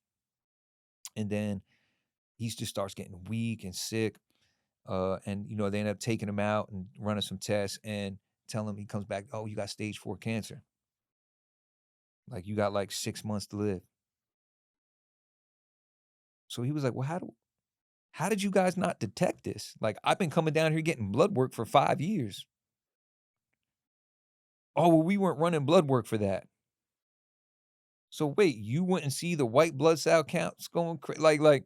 So I'm hoping that his family like ends up getting some money off that. I don't know if they're pursuing it or not, but the medical's terrible, and especially in most state facilities. It's even worse in private prisons.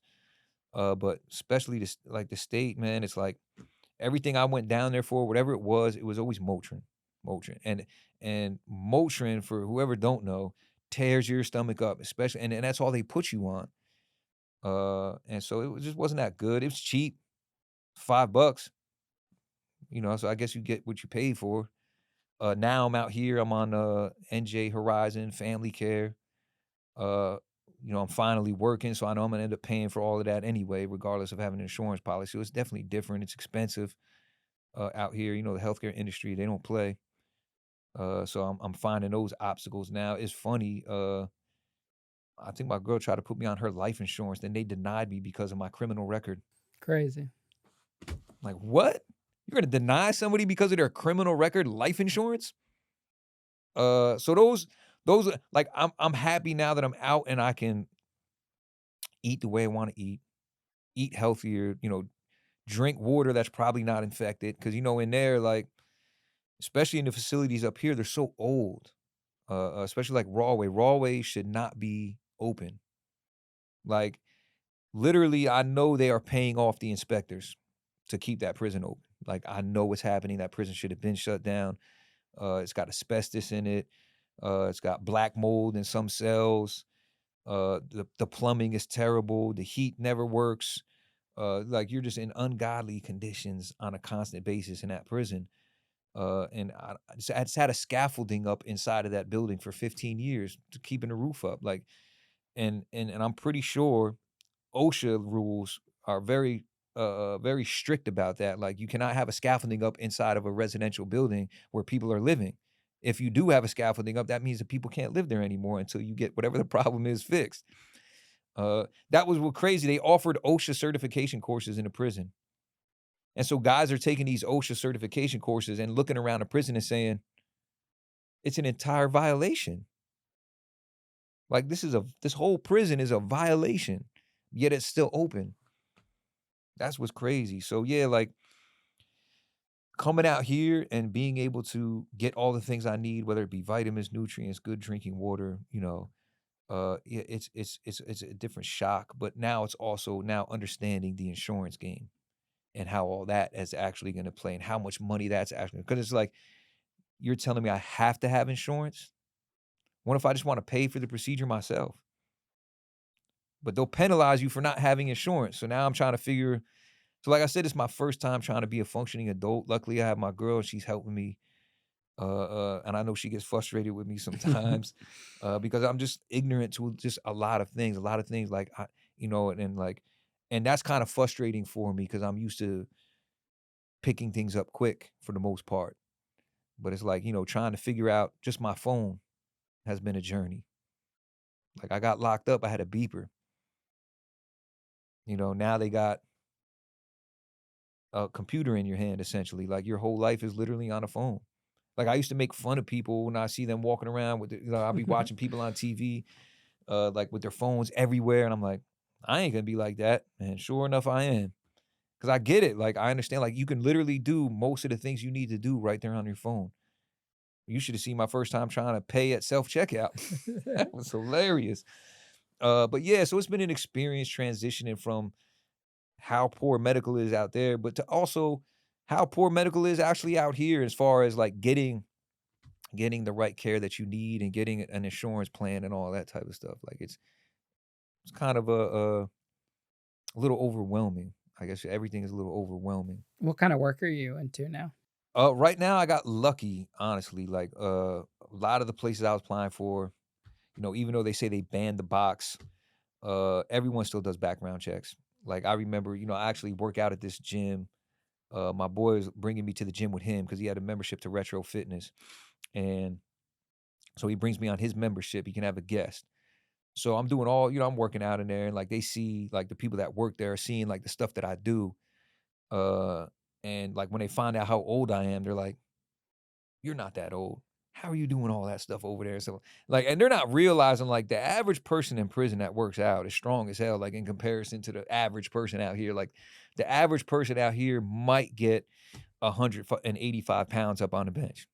The average person in prison is pushing 315, at least where I was at. I don't know about anywhere else, but We go out to the yard and jokers are working out. And then like the type of workouts we do, they're essentially like the stuff that I was doing was kind of like CrossFit.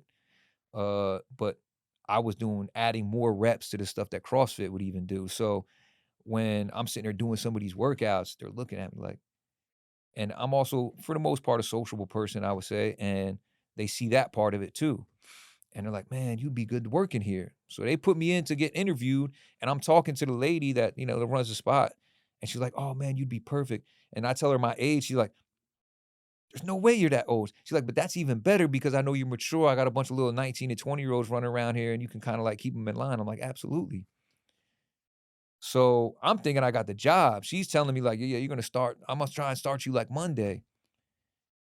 Next thing you know, I get a little text like, "Oh, I'm sorry, I didn't know that the guy under me, my manager, because she's the general manager, and then she had her man. I didn't know he already hired like 2 or 3 people." So I'm like, "Yeah, okay." Like, I know what it is. You Googled me and seen what, and then I knew instantly that's what it was because the next time I went to the gym to work out, I felt the energy shift. Like, the way she didn't engage with me the same way she was before. Like, she would always greet, because my boy, he's been going to that gym for like 15 years.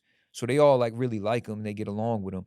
But now he's even getting a little from her, a little like egging him off a little bit. So it's like, oh, okay, like you a punk for that too. Like, really? Like you went and looked that up, and now you're giving us this energy. So that job got shot down because of that. And then this landscaping job, I applied for it. I'm upfront with the guy, telling him everything, and this dude's just like, "Bro, I got you. I don't care about none of that stuff. We just need people that are gonna work. And I know you want this job. I know you're gonna bust your behind." And so now me and one of the other guys got on a Clemency. His name's Shahid Alexander Popov. We both. He's the one that got me the interview, so he was already applying for it too.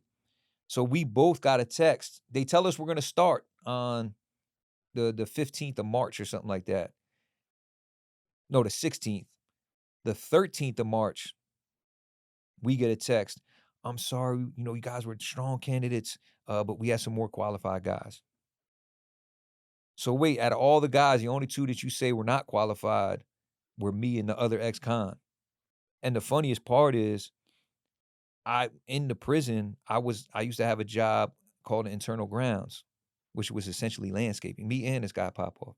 So I know how to operate the zero turns, the stand behinds, the weed whackers, know how to do maintenance on them a little bit and everything. And I'm sitting, so that's why he was like, "Oh, I really do want you to work here." But yet, so fortunately, one of the guys I was locked up with, his name's Jimmy DeFazio. He works for this company called LJK Management LLC. And what they do is they respond to fires and floods in people's homes. And like once it happens, and once they sign with us, then our job is to go in there. If there's any like broken windows, holes in the roofs or whatever, we board everything up. We protect their property. And then when we work with the insurance companies to make sure they get as much money as they can, for the damages, whatever it may be, repair whatever it may have been. So sometimes we may have to fully gut a house. Sometimes we may only have to pull up a piece of the floor in their kitchen if it was a flood. But it came through really clutch, like honestly, like because my boy found out I needed a job and was just like, "Man, I got you." Prior to him, it was my boy PJ Mealy. I was actually talking to him before I even got out of prison, and he's been, man, I gotta give a shout out to him, man, because he's been a rock for me. Like, besides my girl, like when I first got out, he lives in the same neighborhood as my girl does, and he had just he started up his own business, a sanitation company and a paint company, and so whenever he could pay me, he'd be like, "Yo, bro, come work with me today. I'll make sure you get some money in your pocket." So he couldn't hire me full time because he didn't have enough township contracts for the sanitation company to hire more employees. So he couldn't hire me. But whenever there was extra work, whenever he had the money, he would bring me along. Bro was taking me out to eat, buying me clothes, like he really held me down when I first got out, but he just couldn't give me the steady work that I needed. But he's always been there for me. Whenever I needed anything, like putting money in my pocket, like bro's been very helpful. Love him for that, man. I actually, was doing time with his brother. So that's how I met him. I met him through his brother. And the goal is eventually for me to be working with him full time helping get that sanitation company to the next level. So that's the plan. Right now, I'm doing this work because it puts money in my pocket every day. It's like $200 a day. Whether I work 8 hours or 2 hours, they're still giving me $200, so I can't be mad at that. And it helps me because you need money for like the stuff that I want to do. Like I said, I discovered my music talent in prison. And that's something that I like. I was really passionate about in there. But it costs money to do all that stuff out here. So, Mhm.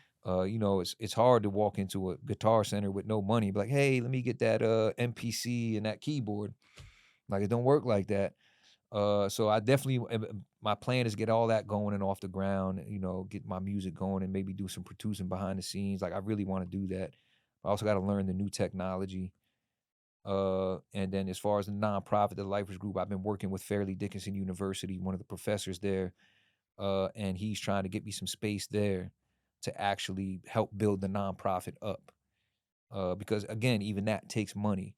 And one of the sad things that I've been finding out about like the nonprofit world out here and how they're supposed to be helping us with reentry and all, it's just, a lot of it's not. I don't want to say a scam, but a lot of the people that are in charge of these nonprofits that are supposed to be helping prisoners, with the exception of like returning citizens, shout out to my boy Chino and Mello, uh, they just want the money from the state.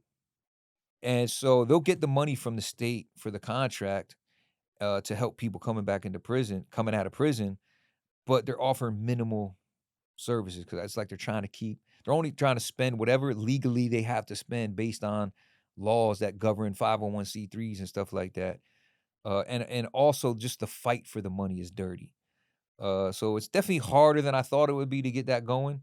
Like it's easy to pay $100 and get a nonprofit started, but to get the 501(c)(3) and then actually start to get grants, it's very hard. So that was kinda disheartening, but it's not deterring. Like, I'm definitely still focused. Definitely, I've already drawn up my constitution and bylaws. Mhm. Like, I'm definitely ready to pull the trigger on that. Definitely wanna get the music going. But it's just a matter of making money so that I can secure all of those things, and then once I can, then I can start easing away, from the job that I'm doing now. What advice would you give your younger self before you ever got into trouble? If you could sit across from him today and, give him one really good piece of advice. Uh, Open up. As far as I always kept things in. So that's why I was always very angry.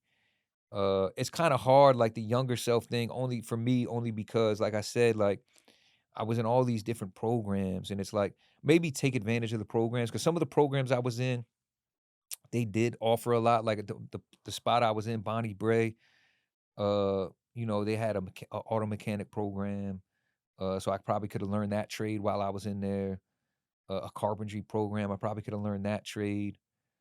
Uh, don't be afraid of hard work because it pays off in the long run. Like, the younger version of myself that had that landscape. Here's the irony, right? I turned down this landscaping job. And mind you, this guy, when I got this job, this is what he told me. He said, "You're going to be working with my son. I'm getting ready to retire. My goal is to leave everything to my son. You could possibly be right under him and have a piece of this company." Now, I'm not looking at it, in the larger sense of what that would actually mean when I get into my 30s, when I get into my 40s. Because here I am about to turn 49, and I'm not even close to being able to retire. But yet that's where the space I should be at right now. Like I should be 49, I should be ending my career, not starting a career. So I would say like don't be afraid of hard work. Like and learn what really makes this world tick as far as money, credit, what employment really is, what owning a company really is, like following your passions and how to monetize your passion. Like all of that is important, but none of that stuff is anything that I knew at that time. And perhaps if I understood that, maybe I would have been on a different path and maybe I would be retiring right now. Well, Tony, I appreciate you coming out here on the show today. You're an excellent speaker. You told your story beautifully, and I wish you all the best in the future. Man, listen, I appreciate you. I've only watched a few of your podcasts. I'm definitely going to watch a lot more, but I really just I love the fact that you give a space for guys to share their story. Because, like I said, it's about sharing your story. It's about people being able to hear your story, so that maybe they could learn a lesson. Maybe they could pass something along to somebody else. So I definitely plan on keep doing that. And I just want to encourage you, man. Just keep doing what you're doing. Do it bigger. Do it harder. Get more people involved. I definitely would love to work with you in the future on some projects or something, bro. Like, because I really do like what you do. Uh, 100%. uh, and Yeah, I whatever you appreciate you. need Thank you for this for your time. nonprofit or whatever, we're here. Yeah, I definitely, and I heard I can even rent space out and do podcasts and everything here. So Yeah, I 100%. definitely want to hit you up again and talk about that and see what I could do.